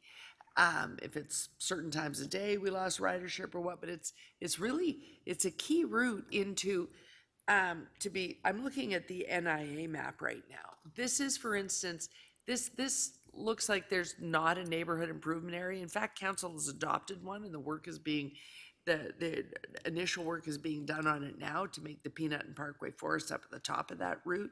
And that's why we did see a lot of ridership clumped in that area, that people getting on at Don Mill Station and heading north or south into the tower block neighborhoods there, never really stopped because there's a lot of essential service and PSW type work, that sort of thing. And yet it comes up in the blue. So can I assume that, when we talk about adjusting routes in those bottom 20, something like that where it's an artery and it comes up statistically this way, you're not going to make major adjustments to a route like that, I wouldn't think. Through the chair, that is absolutely correct. We are not. And keep in mind as well that this analysis here is a percentage of ridership change. The Don Mills corridor carries 25, 30,000 people a day, and it went down to a lower number. Yeah. But the percentage change was small, but the number of people using it are still very high. There's many different types of trip purposes, many types of origins and destinations, and we're always going to make sure that we run the service to carry those people. Right. So just retainment is different than ridership. People shouldn't look at us and think, oh, it's in the bottom 20 of routes, because retainment is a different measurement. Correct. This is the bottom 20 of routes as related to the previous pre-pandemic ridership. I just have one other picky question, Madam Speaker. One of the largest in terms of number of employees of employment areas in North York is in my ward, and it's not highlighted here as an employment area. And so I'm just wondering why that would be. The business park on Shepherd Avenue at Consumers Road is not noted as an employment area. Through the chair, we'll fix that for the next one. Yeah, so that is being regarded as an employment area? Is it being looked at? Stephanie can answer that. Hi, through the chair, I just wanted to point out that they were the employment areas noted on those maps are focused on essential workplaces. So we did some kind of further refining. So yes, agree that the area you have pointed out is essential refers to major its employment essential area. workers. Yes, so like manufacturing locations. So perhaps it was a label. We should have been clearer in terms of the labels. No, you that it was a probably were further being refinement. clear. You probably were being clear. I possessively think of it as being essential to the economy. Okay. Yeah, because it is very much mostly corporate and white collar work at this point. Okay. And then last but not least, in terms of where we are making adjustments, I have a motion today, and the chair's already seen it about Leslie. But in terms of future planning for the route, if we move a motion today, we're going to come back and we're going to have a 2023 approach to this, both for the 1 year and for the 5 year. But how does that dovetail with that very hurried process that always happens post-election, where they expect us to slam a budget on the table almost the minute we get back in the door? How will this dovetail with the 2023 budget process? If you're recommending making adjustments and we need to include them in the 2023 budget, can it meet those deadlines? Through the chair, yes, that is how we are planning the work on the annual service plan, to dovetail with the budget. Of course, in many cases, the changes recommended in the annual service plan will be changes that are within an envelope that's already agreed and is planned for in the future budget. So we'll meet the budget deadline, but we also talk about consultation here. And the consultation, you might have it while we're out in the hustings in an election year, but we wouldn't be able to take part. It wouldn't be sort of meaningful to us. Will any part of the consultation process that goes to the 5 year plan happen once commissioners and city councilors are back, so that they can be aware of it in live time? Through the chair, we've actually started the consultation on the annual service plan already in advance of the blackout. There will be further consultation after the election, and then essentially the majority of the consultation on the 5 year service plan will take place in 2023. Oh, okay, so we can easily take part in that. Okay, thank you. Those are my questions, Madam Chair. Thank you. Other questions? I don't see any. I do have one. So I've heard a bit about, just people telling you stories on the system, and at functions we're at, that the TTC is a lot busier during peak 9 to 5 rush hours on Tuesday, Wednesday, and Thursday, and less busy on Monday and Friday. As employees seem to be heading into the office in the middle of the week, that seems to be the trends we're seeing. And I'm just wondering if you have any data around that particular observation. Through the chair, yes, absolutely correct. We do see that Mondays are much quieter than the other weekdays. Fridays are different. The pattern of ridership is different on Fridays because there is less going to work, but there's also more leisure travel. And so evaluating and looking into and understanding these trends is very much part of the work that we need to do, both for the annual service plan and for the 5 year service plan. Okay, so I'm going to have a motion on that when I speak. So I don't see any other questions, so we'll move to speakers, and I will ask Commissioner Carroll to start. Thanks. Yeah, I do. I have a motion that I don't know if it can be placed on the screen or not. Yes, I'm hoping yes, it so. can. It is about the Leslie Street route, the 51.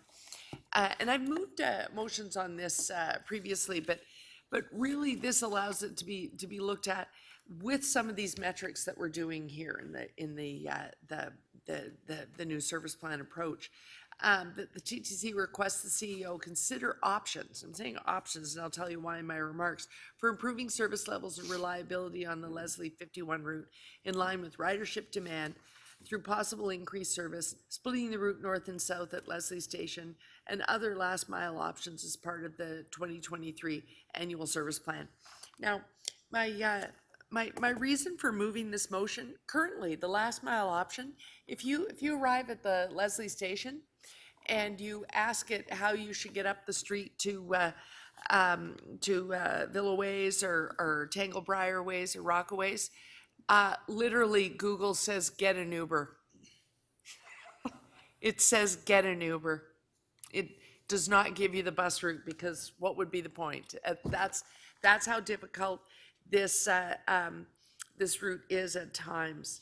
And it's an awkward route, because at the bottom of it, at the bottom of Leslie Street, is the seemingly forever crosstown construction. And so the degree to which people were going there and looking for that route may have been different during this time. Then it makes its way up to a subway station, and then there's an entirely different neighborhood north of that up to Steele. So it's possible that breaking the logjam may mean using that subway terminus or the crosstown intersection, maybe splitting the route in two so that the buses aren't bogged down, allows us to improve service without needing a whole lot of vehicles. I'm not sure. That's why I'm moving this motion, just to ask them to consider options for it that could improve its service. And I'll tell you why it's crucial. If you get in the car and you drive that route right now in a personal vehicle, what you'll see is at the bottom of it, massive intensification in Councillor Minawong's area and Councillor Robinson's area, clustered around the crosstown. And then when you go up around the subway, what you will find is massive intensification. But hidden within that, and I think this is really important, because you can put high-end, high-rise condominiums right beside the subway stations. But north of there, the residents are coming back to a social housing revitalization project at the Villa Ways that is full of frontline essential workers, and we hope to inspire more employment among the young people. Those people were gone for 4 years, and they represented some crucial ridership. If I go all the way up to Finch, what I find is another TCHC complex where the residents tell us they work at North York Hospital, and they've given up on the bus. They're walking all the way from Finch and Leslie down to the General Hospital, which is south of Shepherd, because they just give up on the bus. And sometimes the headway, because of bunching somehow, gets so long that they can walk that walk without ever seeing a bus. So there's something wrong here, and I think a lot of it has to do with the flux and the construction and the crosstown construction logjam at the bottom, but it's been wrong for quite some time. So I don't want to, move some arbitrary goofball motion. I'm not a transit planner, but what I would like is there to be some special attention given to figuring this out in time for the next service plan, so that we can tell people that at least that design work is being done, and that a look at the future is part of the picture. The Villa Ways has brought back most of its social housing clients, but what they're about to be joined by are all the market value clients that are also moving in there. And they're just north enough of the subway station that they're going to want to jump on a bus. If we want them, although this is an intensifying neighborhood, we want them to be riders, not drivers. We've got to provide them the service. And certainly those Finch and north of Finch, where improbably, because this is not a higher order transit proposal, but improbably north of there is even more intensification coming from up around the Steeles area and beyond. Those councillors don't always keep us abreast. And so if it's looked at from the professional standpoint, I think we'll get a better solution than I could write into a motion myself today. Those are my comments. Thank you, Madam Chair. Thank you very much. And I also have a motion I would like to move. I don't think there's any other speakers on this item that I'm aware of. So my motion, if you could put it up on the screen, is to ask the TTC or the board ask staff to review ridership levels on different weekdays due to changing work and travel patterns and incorporate the findings in the development of the next 5-year service plan and 10-year outlook. So as I mentioned in my questions, I'm hearing this from riders. There's observations around this that the TTC is much busier on Tuesday, Wednesday, and Thursday during peak morning and evening rush hour for office workers. And we're seeing Monday and Friday seem to be much less busy. I'm hearing it also from employers. I know the mayor's office has also heard about this.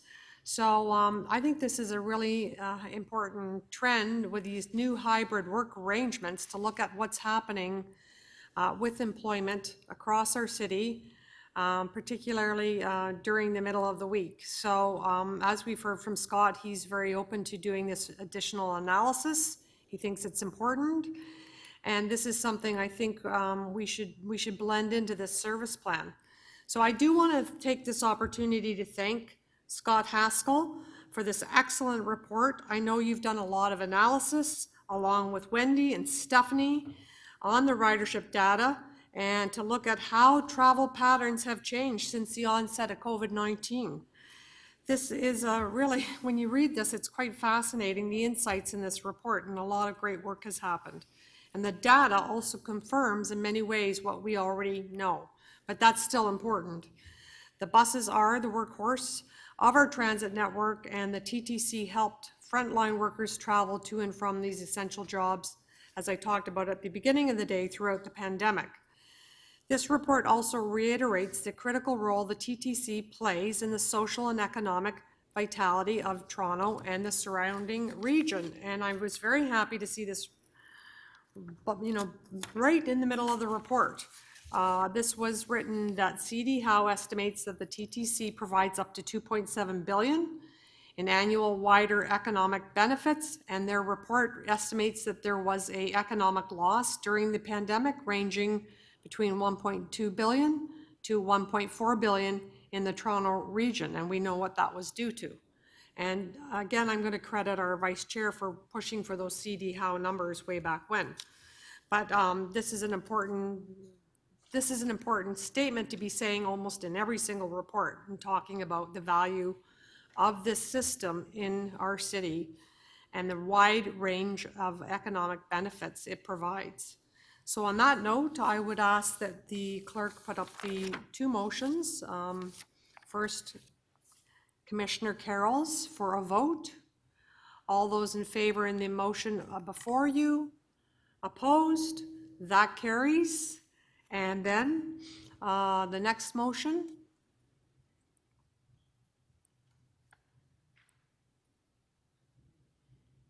And it's just the motion I just read out a minute ago. All those in favor of this motion, amendment, I should call it. All those in favor, opposed, carries. Carried. And then I request a motion to adopt the item as amended. I'll move that. All those in favor, opposed, that carries. Item as amended. We are now moving to item 8, which is the transit network expansion. We have a speaker, and I'd like to welcome Marvin Alfred to the stand to address us today. Welcome. Hello, good afternoon. Can you hear me? Perfectly. Welcome. All right, thank you. Hello again. For those who do not know me, my name is Marvin Alfred. I'm the president of Amalgamated Transit Union Local 113, which represents the women and men who operate and maintain the TTC. I've been here before to talk about 2 transit network expansion projects in this report, the Durham, Scarborough, and Dundas BRTs. We support busways and vehicle priority across the city. We believe that they need to be operate in the best interest of our riders. This means frequent, reliable service integrated with the rest of the TTC network. Through the cross-boundary transit project, the TTC will be giving up control of both service and revenue on these 2 busway projects, as well as dozens of other routes across the city. This raises a lot of difficult questions. Cross-boundary transit project has no plan for assessing and allocating revenue. For example, there is also no agreement on service levels or transfers between systems within the city. And we know that 905 operators run far less service at a much higher subsidy ratio than the TTC.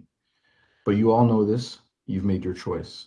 We also know that Doug Ford has promised to bring in legislation that will take control of the TTC transit service away from the TTC. Sorry, of the Toronto Transit Service away from the TTC. I'm here today to ask you to instruct TTC staff and ask City Council to write to the Premier and give input on the proposed legislation, and specifically that it, 1, be limited to cross-border routes. If the legislation is written too broadly, it could disintegrate the entire TTC network. 2, require service and fare agreements between all impacted transit services prior to launching service. And 3, be time limited to the pilot project period so that it can be adapted, improved, once we know how well it works. Surely these are common sense suggestions. We may disagree, but I respect that you've made your choice. I'm just trying to make your choice work out as best as possible. Thank you, and I welcome your questions. Thank you very much for your presentation, your remarks. Any questions for Marvin? I'm not seeing any questions. Thank you very much, Marvin. We'll now move into... Thank you for your time. Thank you. We'll now move into the item and questions of... Oh, no, actually, you know what? We have a very short presentation. It's a brief video to complement this report. And I'd ask Gary Downey, our Chief Capital Officer, to introduce this item, please. Gary. Yeah, through the chair. Again, we'll talk about the overall report first, and then we'll go into the video. This is the 4th biannual update we've given on the progress of the expansion projects that tie into our network. And I just want to give you some key highlights since the February report. On Line 5 Eglinton, the TTC continues its operation readiness planning and for the revenue service, and is in active discussion with Metrolinx to refine the actual date of opening. We're also in discussion regarding the optimal service level, and we're looking at a service level 6 here. What that actually means against the planned service level 1 is that in peak periods, the service will be running in 3 to 4 minutes at peak time, and in service level 1 it was about 5 minutes. So we're trying to optimise the service for our customers. On Line 6 of Finch West, again, we've developed an operational plan based on the planned revenue service demonstration of September 2023. And to support that, we'll be looking to recruit frontline staff between January and July next year, before the dry runs and the revenue service demonstration period. On the Scarborough Subway extension, works commenced at Kennedy Enabling Works. The TBM, tunnel boring machine, has been assembled, and that's due to launch next month. The station's rail systems RFQ will be issued and closed later this year. On the Young North Subway extension, in April, the province announced the 5th station at Royal Orchard to be added to the scope of the project. And similar to the Scarborough Subway extension, the early works will commence at Finch, and the RFP has been closed in June and is currently being evaluated. With respect to the Eglinton West LRT, the tunnelling commenced in April, and the elevated guideways RFP was issued in April and is a planned contract award for late 2022. On the Ontario line, the South Civils and Rossum RFP closed in April, and that's currently under evaluation. Again, we continue to work with Metrolinx in the city in the planning phases of restoring the streetcar tracks southbound in York Street and eastbound in Adelaide to facilitate the closure of Queen Street in support of the construction of the Queen Station. With respect to the city's transit projects, the priorities, Waterfront LRT and Eglinton East LRT updates were recently presented to City Council, with the Waterfront LRT reporting back in Q2 2023, following a constructability review, and Eglinton East, the TTC continued to work with the city with respect to the TPAP and the 10% design, and is due to report back to the city in Q3 2023 with an updated initial business case and a Class 4 cost estimate. So overall, as we progress through the balance of 2022 and 2023, you will see the Eglinton Crosstown and the Finch West, moving into operational service along with the Line 3 bus service. So in support of the transit projects, and specifically for this report, the TTC is requesting the City Council's authorisation to amend the 2022 TTC operating budget to increase our headcount by 56 positions in support of the Metrolinx transit expansion projects. We also request City Council's approval at the next update on the capital variance report to increase our budget by just over 3.1 million to undertake work at Kennedy stations. We're also looking for delegated authority to the CEO to authorise the hiring, as we explained earlier, for the Line 6 Finch West operator's position starting in January 1st in advance of approval of the budget. And we're also asking as a one-time capital contribution of 1.5 million to Metrolinx in support of the installation of the fare vending machines on Line 5 and Line 6. As mentioned earlier, we have a video that complements this report, so I'll hand over to Chris Ann to play the video.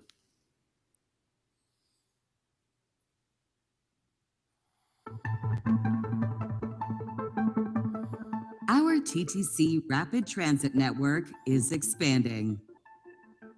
The province is building 2 new lines for us.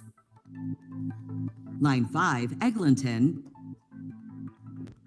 and Line 6, Finch West. Work is largely completed, testing is underway, and we are awaiting the handover of the projects to us for operation. 4 new lines or line extensions are also in the early stages of construction. Tunneling has started on the Line 2 East extension and on the Line 5 West extension. Early works are underway or about to start on the Ontario Line and the Line 1 Yonge extension. The province is delivering these expansions to our network for early next decade. Our Showcase TTC project is the capacity expansion of Bloor Yonge Station, Canada's busiest rapid transit station. The project will add a second platform on Line 2, expand platform capacity on Line 1, additional elevators and escalators, as well as a new accessible station entrance.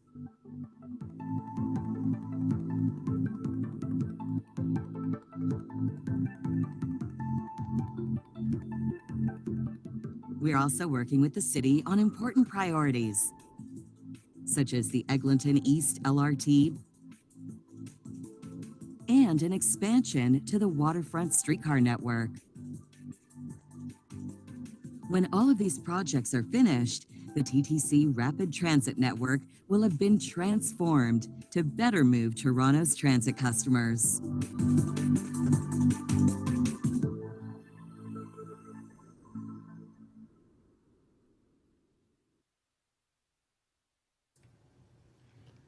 Wonderful, thank you very much.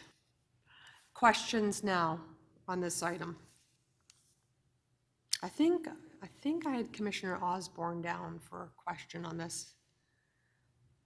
Yes, thank you, Madam Chair. I do have a question, and it relates to the material that you provided in the report on page 23, but mostly page 24, about the interface at Kennedy Station between the Eglinton East LRT and the Line 2 East expansion. Can you just review what's happening there? It sounds like there was originally a plan that there would be a smooth earth transition, and maybe that may not be the case now.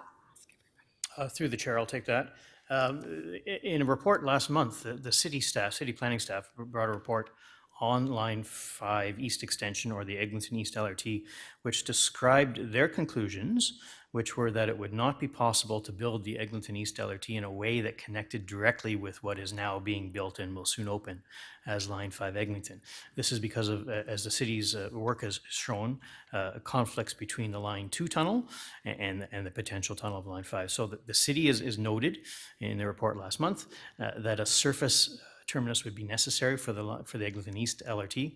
and that would have to be at the surface level at Kennedy Station, which would produce a somewhat less good connection for customers, but has other benefits of reducing costs and actually being constructible. That is the city's conclusion on that, and that was reported through City Council last month. So now people are going to have to get out and then transfer to do what I think we originally envisioned would be one straight shot. Is that right? Through the chair, that is correct. So effectively, the Eglinton East LRT would be a new and separate line. You may have noticed on the map there, we showed it as line 7. So it would not be an extension of line 5, but rather would be a separate line. So you would have line 7 coming into Kennedy Station, line 2 running through it, and line 5 coming in from the west. Okay, I'm assuming that this is, would be considered a point of friction for anybody who had originally planned to make that on a single shot. And that we will, if this ends up being necessary, that we would be able to reduce that friction as much as possible with easy access from the terminus of the one to the start of the other. Through the chair, absolutely correct. We always look to make the connections and transfers as good as possible, and this is a concern to us to have customers have to transfer. It does give other benefits, though, of being able to tailor the service levels a bit more discreetly to each line, but you're absolutely correct. We want to ensure that the transfer for customers is as good as possible. All right, thank you. That's all I had. Thank you. Other questions? Commissioner Carroll. Yes, I'm wondering if staff wanted to comment. We're a long way away. We're still in design concept of the two cross boundary BRTs, and Marvin is right. We made that decision, but I was wondering if staff wanted to comment on the issue of negotiating the revenue pieces and things like that. Is that still ongoing? Through the chair, from a service point of view, we have always been very clear to Metrolinx that we see them as building an infrastructure, a piece of infrastructure, not a service. And so we would expect that our buses would run on the Durham-Scarborough BRT just as any other bus would, and that we would be able to use that for our own routes. That is our service expectations of Metrolinx for that BRT, and that has always been the case. So if it's our vehicle, it's our revenue. That is our expectation, that we would simply reroute existing buses out of general traffic into the reserved transit lanes provided by this BRT. Okay. So we'll get further reporting on that, because there's a lot to be determined on there yet. The other thing I wanted to ask is there's a lot in here about the hiring up for in the immediate for line 5 and some beyond, and we were just talking about the difficulty in hiring and the way staff at both the city and TTC are toing and froing. There are so many places you can work now, and an overall labor shortage. Are we getting support from Metrolinx in terms of the amount of work that has to be done to onboard? We're going to have to retain some pretty high-end hiring services to get all of the personnel together, and then we have a training and onboarding procedure before we're ever producing revenue on an open and running crosstown. Is Metrolinx part of the financial equation in those pre-line opening days? Are they helping us with the costs of all of that? I'll take that. I can pass it over afterwards. So yeah, we are in discussions with them for the opening of Line 5. For instance, we're going to start doing some of the training of our instructors for a train the program come in August, with the intentions of training operators come November. And we're still working, as Scott said, on what date they will be opening on later on this year, early next year. It could be next year. Those are just discussions. One of the real points of interest for us, though, is we want to test the operations of the system through the winter, January and February. That's important for us. And I've made that clear to Metrolinx as well, that that's what our focus is. But we are in conversations with them regarding the funding of that portion of the operation.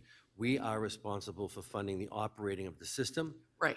And up to that point. But if there's a layover period, we are having discussions on that. Yeah, because you have to be doing soft openings and training runs and all of that, and so we can't be expected to pick up all of the costs of that. And I'm assuming that there's some sort of contractual understanding. There is, and that's the Yeah. discussion that's ongoing now. Okay, so I look forward to hearing more about that. Okay, thank you, Madam Chair. Thank you very much. I don't see any other commissioners for questions, so we'll move to speakers on this item. Commissioner Osborne, did you want to speak, or? No, I'm good, thank you. Okay, thank you. Any other speakers? Commissioner Carroll?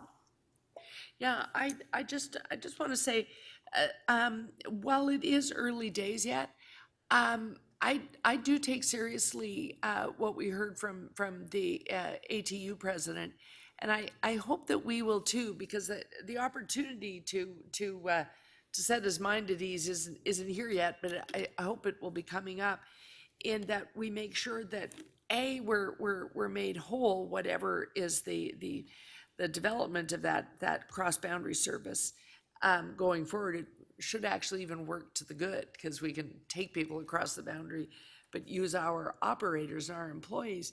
But I also take seriously what he said about making sure that in terms of the future of cross-boundary services, that we're really careful in making these agreements, that we're limiting them to very specific things, so that we are not legislatively watering down and making the system more seamlessly regional than we anticipated. Because if we're focused on, we want to make it a smooth journey, but we aren't actually making sure at each point that we're really being made whole for the operating cost of it, and the employees that will need to make it work, then I think we have to take seriously that comment that you could end up with an unintended consequence. So I'm not going to move a motion about it, because we're still in the design scope phase.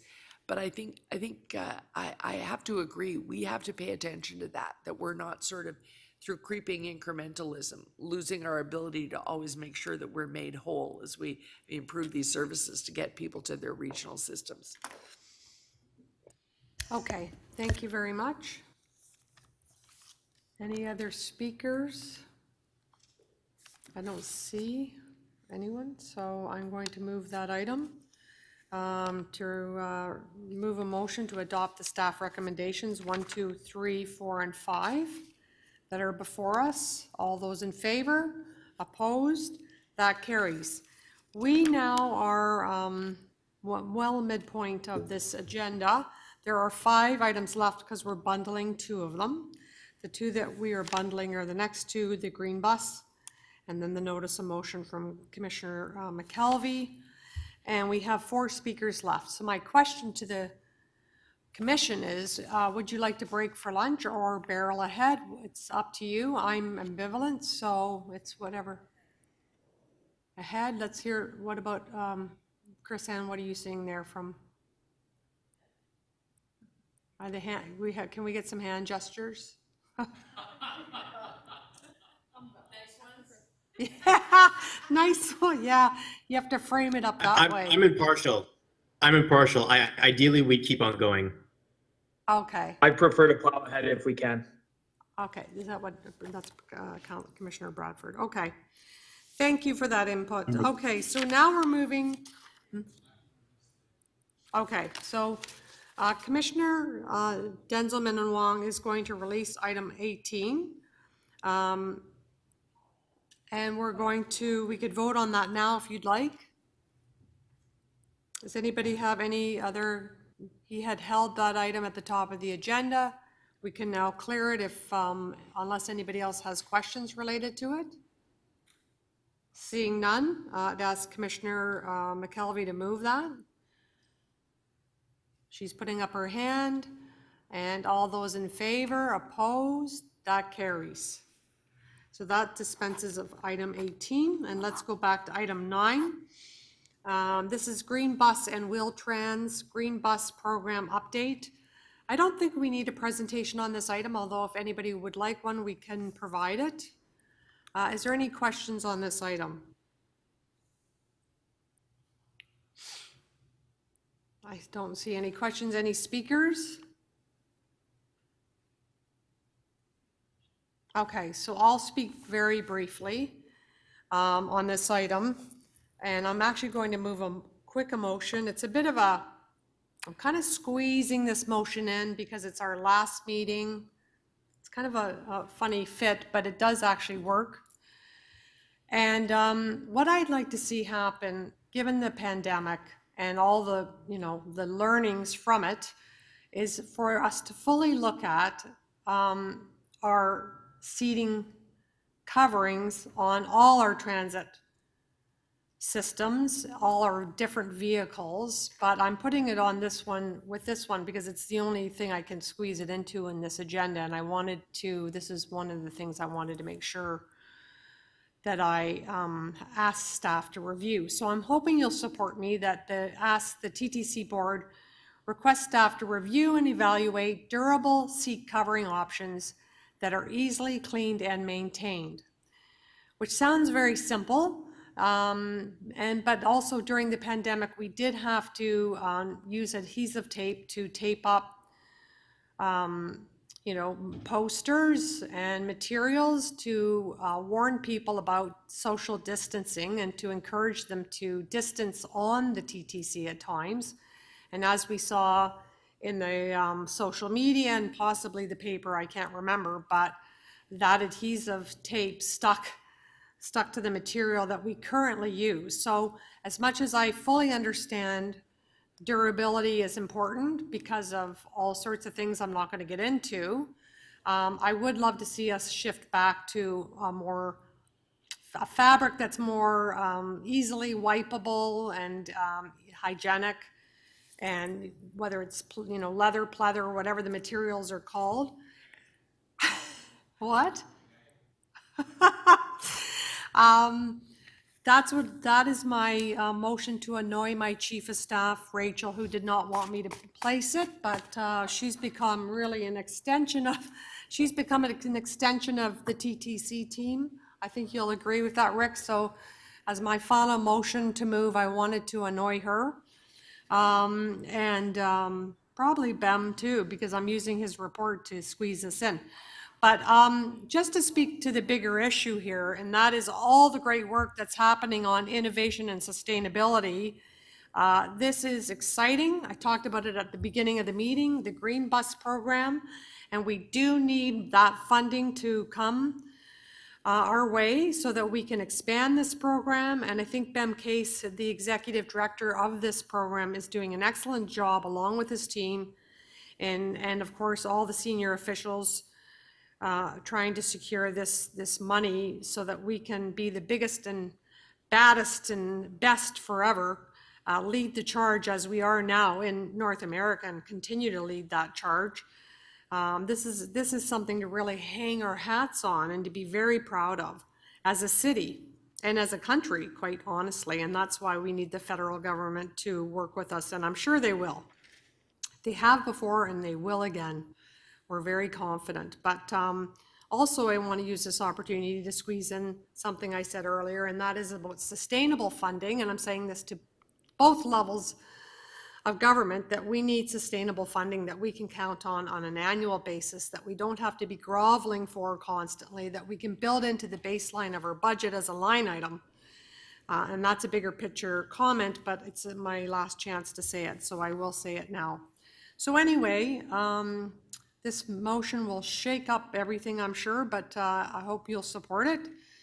And I hope I've got my point across in what I'm trying to do here, but I think there's a lineup of riders that would agree with me, that if we can find something that's durable, safe, and clean, and the learnings from COVID, where we do sometimes need to mark off seats, this is a lot easier to do on this type of material than the current fabric that we're using. So thank you for that, and I will move my motion at this time and ask for support. Hands a waving, woohoo! Yeah. No, I was just talking about it. You want to move a motion? Yes, and thank you. You know who taught me that? You know who taught me that? Pam McConnell. Orders. Oh, goes. So thank you for correcting me. I appreciate that because that happened to me last week where they were talking about levels. So that's a good correction. Thank you. I can't believe I actually said that, but it's a very important point. I think we worked the hardest, don't you? 100%. So, all those in favor of my motion? Thank you, Bem, for accommodating this under your wonderful report. And thank you for your great work on this. Keep charging ahead. No pun intended. Oh, and we have to do item as amended. All those in favor is item as amended, and that carries. Did you get my charging? That was funny. Keep charging ahead. Okay, we've done item 18. Now we're going to move to item 10. We have a speaker on this, Jennifer Convoy. This is Easier Access Phase 3. Jennifer, I hope you're with us.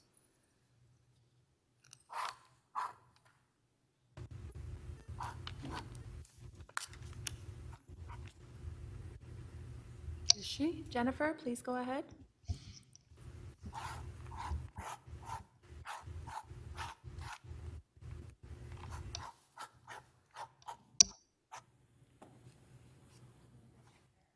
Okay, you know what? If she's not there, we're going to try to find her and come back to her. You found her? Okay, she's here. We've got her. Welcome, Jennifer.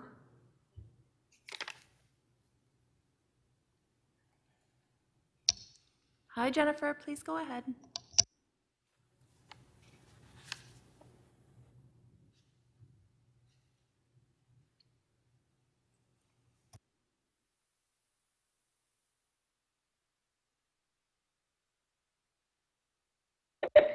I'm here. Can you hear me? Yes, we can. Perfectly. All right. Thank you for this opportunity, first of all. I am a new member of TTC Riders, and I just had a few quick points to go through with you. In the third summer of this pandemic, some TTC Wheel-Trans customers are feeling comfortable enough to ride the TTC Wheel-Trans again. Those who haven't taken the service in the past 2 years, when they log on to the website to book, they get messages informing them that their rides have been suspended. They're being told that they can reapply within 60 days with a new application that may result in that client being put on the family services. For many people with disabilities, TTC Wheel-Trans is the only way for them to get around Toronto.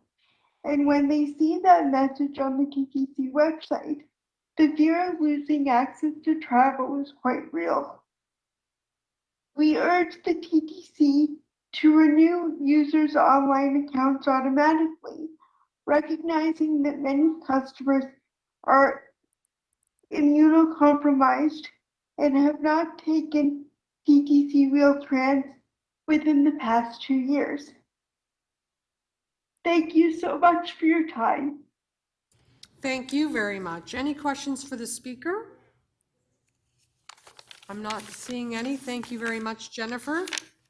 And so we will now move to into our own committee here. Any questions for staff on this item? Commissioner Osborne, please go ahead.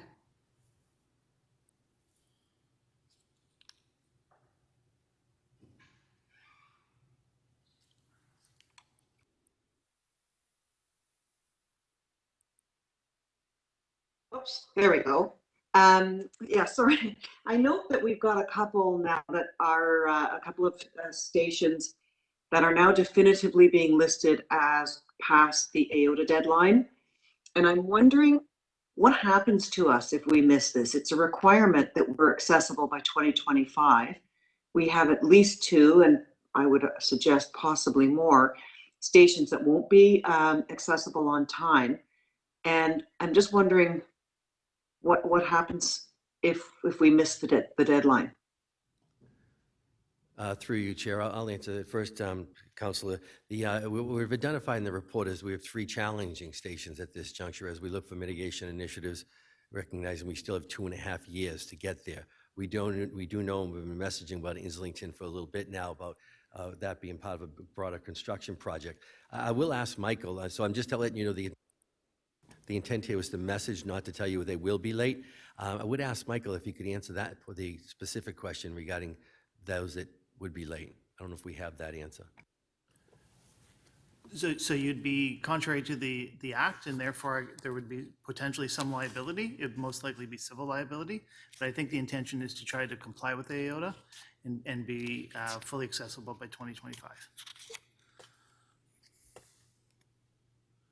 So I'm just curious because on the chart that was provided in Appendix A, we have station, oh, I see, it's Q4 2024 with substantial completion by 2026, which means there is 0 slippage in like a huge number of them. I know this puts terrible pressure on everybody who's involved because I know that the intent is to have these things done. It just realistically, it would defy all of our past history that we would get the most complicated ones done without any delays, with really no wiggle room on that deadline. Anyway, I know everybody's preoccupied by it, but I just thought I would raise this, and I was curious as to what the penalties might be. That's all I have. Thanks. Okay. Sorry, was she looking for answers or just she was making public? Just a comment. I got the answer I wanted from Michael. Thank you. Okay, so you're happy. Okay, that's great. Others on this item?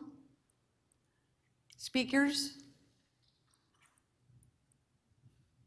No, I'll just say phenomenal work. I talked about it at the top of this meeting today. I'm not going to repeat myself and all the stats and numbers, but this is really charged ahead. Again, a motion we moved to make sure that it did, and it has, and it's not easy. As I said, it's, this is all while, you're running a live system, trying to, basically rebuild stations. So it is great work, and everybody, as the vice chair likes to say, everybody will benefit from this, literally everybody. This is a great news story for everybody who rides the system.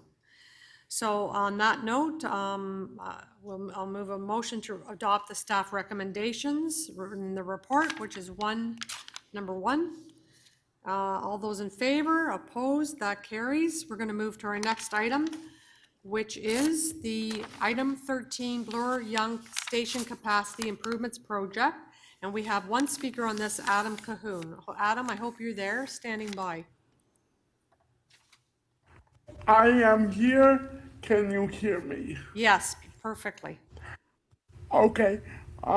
What I wanted to quickly ask is, now that the whole Yonge and Bloor area is being redeveloped, especially that Hudson's Bay building, my question is going to be, is it being looked into to actually have an elevator that is actually true TTC standards coming up to street level there, rather than right now we're using the one in the Hudson's Bay building, and we don't know now that Hudson's Bay has gone, and there's those issues for us as wheelchair users getting to street level. The second thing is, maybe it wasn't another report. I tried to look through all the reports yesterday, and it wasn't very clear. Are we going to get a second redundant elevator from the Bloor line to the Yonge line and up? Because with that being a key interchange station, and they're already being, instead of redundant elevators for the young line there, having an extra redundant, having a few extra redundant elevators going down to Bloor line would be helpful. And the last thing is, I don't think it'll need extra realty space, but it's the only time I can slide something in here. Is there provision when this thing is being renovated? Because that is a crowded station, and if us as customers are gonna be bullied with being on the yellow line and have the risk of being knocked onto the tracks and have it turned into our fault, is there provision being made that when they constructed, that at least at those busy stations, that that platform edge doors can be easily added without a new whole bunch of construction that would be years and years again. So those are my three questions for you guys to ponder when you guys are doing questions and speaking. Thank you. Thank you, Adam. Any questions for Adam? Seeing none, speakers on this item? Seeing none, those who would like to speak on this item? Would somebody like to move this item? The Vice Chair is moving the item. All in favor? Opposed? That carries. We're going to now move to the next item, which is item 15. And I think, I'm not sure, Commissioner Carroll, if you wanted to hold this one or if you were satisfied with this one, I forget. Sorry, I was just momentarily distracted. Oh, that's okay. It's item 15, procurement authorization for TTC all risk property insurance renewal. Oh, no, I had an opportunity to finish reading the report. I just wanted to check some things. Okay, that's what, all good. For some reason I had that impression. Yeah. Would you like to move the recs? Moved by Commissioner Carroll. All in favor? Opposed? That carries. Next item is item 17, and I believe it's our last item. Item 17 is delegation of authority during the board recess, and we have two speakers on this item. The first is Alan Yule. We're just waiting for Alan to join.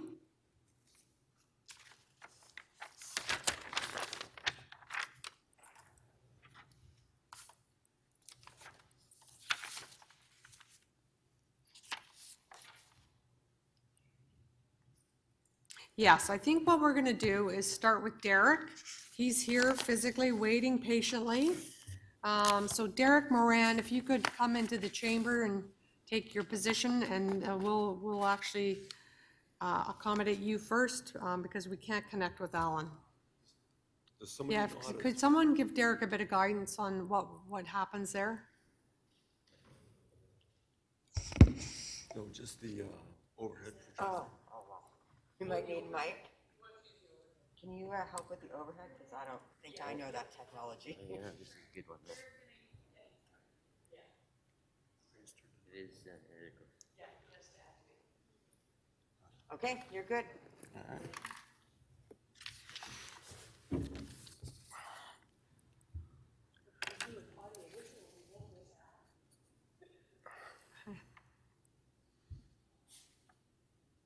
I'm already at minute 4 of my time.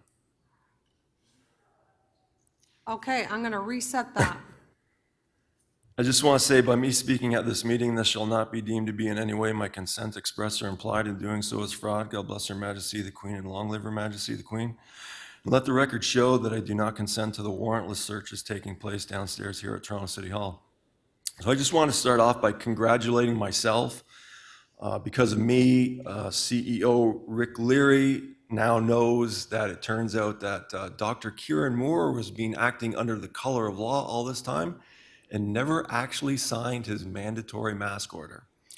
So I have an actual deputation to make. I appoint CEO Rick Leary to act as the trustee for me with matters involving the Toronto Transit Commission until the start of the next term of council. And I respectfully direct him to look up what the definition for deputation actually means in the Canadian Oxford Dictionary. I also respectfully direct Rick Leary to ask Dr. Davila on what the current infection fatality rate for Omicron is. I also respectfully direct Rick Leary, if it becomes necessary, to ask of any restrictions recommended by Dr. Davila in the future, to disclose the evidence of whether her advice is actually based on science, to determine from now on whether or not she is really making arbitrary decisions based on speculation and just claiming they are based on science.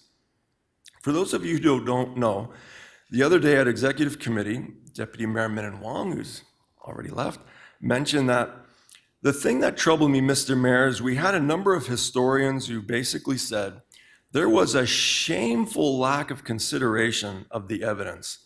We should take that very, very seriously. Our credibility is being called into question when we are not looking at the evidence properly. Politics has trumped evidence. The public service can't be seen as being political. They have to be seen as looking at the evidence. The reason I bring this up is because I'd like to know, since he's about to be given the keys to this place for a while, what exactly is Rick Leary going to do when Dr. No Data Davila decides to make mask wearing mandatory again for this fall's flu season? So just to show you all this picture, I don't know if you've seen this before. This is from January 27th, 2020. There's Dr. Williams, and on either side of him is sitting Dr. Barbara Yaffe and Dr. Davila. Dr. Williams is soon to be asked by a member of the media about whether or not members of the public should wear masks. He responded, "Our protocols with respiratory conditions throughout the season, we've never recommended the wearing of masks in public. One of the problems with wearing the mask is, as both Dr. Davila and Dr. Yaffe alluded to, is I see people wearing the mask and then they're handling stuff and then they put their hand on their mask and touch their mouth and do everything like that. It may give that person some solace, but if you're going to do that kind of respiratory protection, it's more important that you don't put your hands up to your face and mask. And the mask may not be cleaned on a regular basis, so you actually may be recirculating stuff. So there's a lot of things about the handling of that. The same as you do in the hospital. You're very strict about how people wear them and change them and handle them, how they put them on and take them off.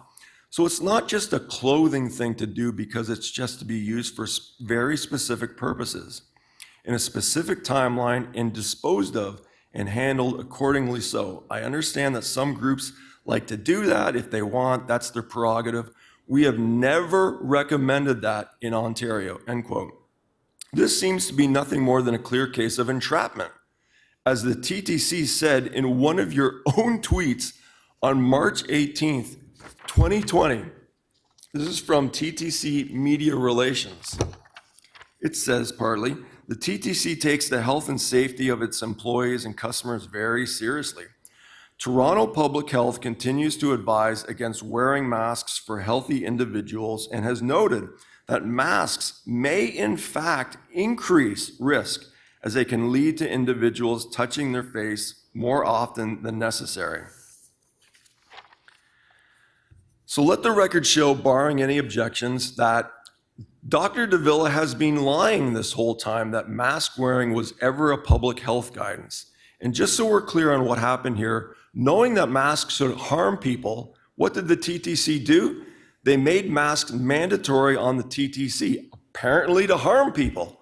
I'm curious, when exactly did the TTC form the intent to harm people by making masks mandatory? Right at 5 minutes, look at that.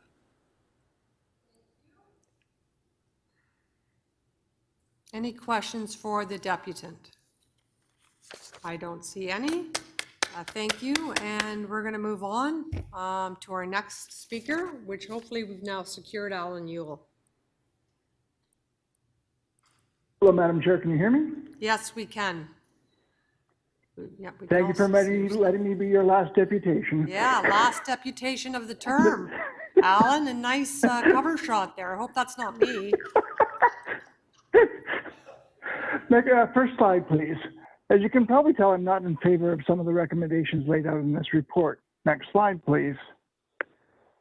Item number 1 sounds reasonable, sort of. Next slide, please. Item number 2, I have an issue with. Next slide, please. Madam Chair, responding to an emergency that affects the property, the environment, or other public interests of the TTC or the city is the role of politicians and not the role of city bureaucrats. Next slide, please. Item 3, I don't think is exactly that necessary. Inflation is not that bad yet. Next slide, please. Item 4 makes kind of sense. Next slide, please. Item 5, I have a problem with the wording. Authorize the chair and or the chief executive officer and or any other relevant official. I don't like the wording of that. Next slide, please. This is part of the TTC's capital budget route. Yes, and I understand that. But $360 million is a lot of money. I feel like I can almost buy a house in Toronto for that kind of money. It should not be delegated away to just some other relevant TTC official. Next slide, please. Item 6, I have the biggest problem with because this report wants the TTC to abdicate its fiduciary responsibility for the remaining 40% of the year. Next slide, please. I personally disagree with this. Does it make the potential to put board members in legal jeopardy by doing this? I don't know. Do you? By the way, this is also totally unnecessary. Next slide, please. The tradition of not having TTC board meetings started last century. It was 3 months and not the proposed 5 months that it is for this year. Next slide, please. 2014, we had 10 board meetings, including an August and December one. 2018, we had 9 board meetings, and this year we only have 5. Next slide, please.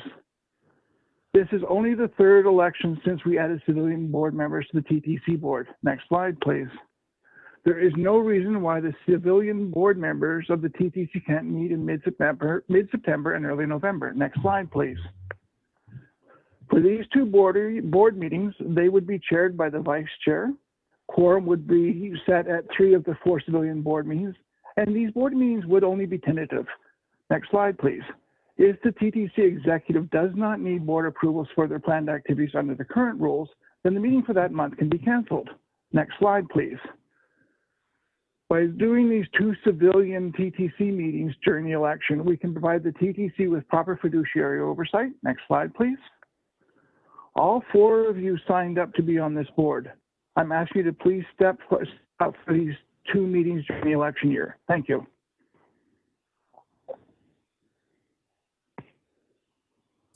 Okay, you're finished? Alan? Yep. Thank you for your remarks. Yes, ma'am. Okay, thank you. Yeah, very efficient for your last one. Any questions? I don't see any. I guess, well, thank you, Alan. Thank you very much. So we'll move It's been a into pleasure this. annoying you. We will now move on to this item. Any questions on this item? Go ahead, Commissioner Carroll. Yeah, I just wonder if staff want a chance to explain, while we give delegated authority for the election blackout, the checks and balances between the corporation and the city, city staff stay in place, do they not? So through the chair, yes, they do.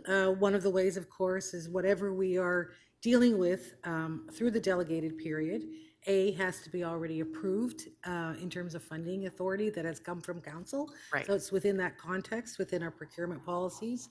And of course, other than the recommendations that identify an emergency response issue, right? Everything that we're looking at here is really planned, and it's about keeping business moving based on approvals already in place. Right, and the 360 million is about receiving money, not against previously approved policies suddenly spending money. That's correct. Right. And then lastly, I wonder if you want to, there is a bit of a difficulty in not having officers that are also members of council not forming any part of quorum for a meeting. I don't know if that's part of our constitution or it's just practice, but we do have a practice that there would have to be at least one council officer forming part of the quorum. Is that just one of our practices?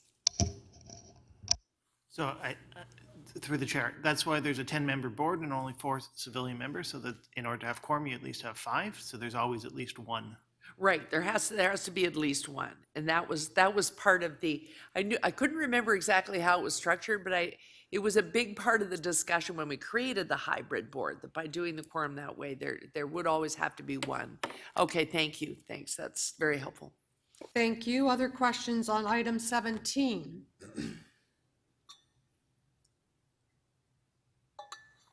I'm not seeing any, so I will move to speakers. Any speakers on item 17? Commissioner McKelvey, go ahead. Thank you, and I believe this is our last item for today, correct? It is. Okay, so I just wanted to thank Ellen Yule for being the last deputant. Always enjoyable, but also take the opportunity to thank you, Madam Chair, for your leadership as the chair of the TTC, and thank all of the members of the committee. I've certainly enjoyed participating in this over the last 4 years, and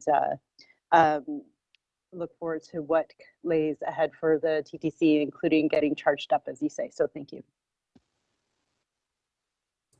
Thank you very much, Commissioner McKelvey. That was a bit of a cheat. That wasn't actually the item, but well done. So again, any speakers on item 17, delegation of authority during the board recess? Commissioner Shelley Carroll. Just briefly, I really have no discomfort. I just want our number one fan, who is always at our meetings, so I have no discomfort in adopting the delegated authority for the election period item here, or the one we will do in council next week. We do have a number of checks and balances in place, and you really want that, because I want to thank Mr. Yule for thinking the best of all of us. But if you really think about it, you can't always ensure that all of us will act with the utmost of integrity.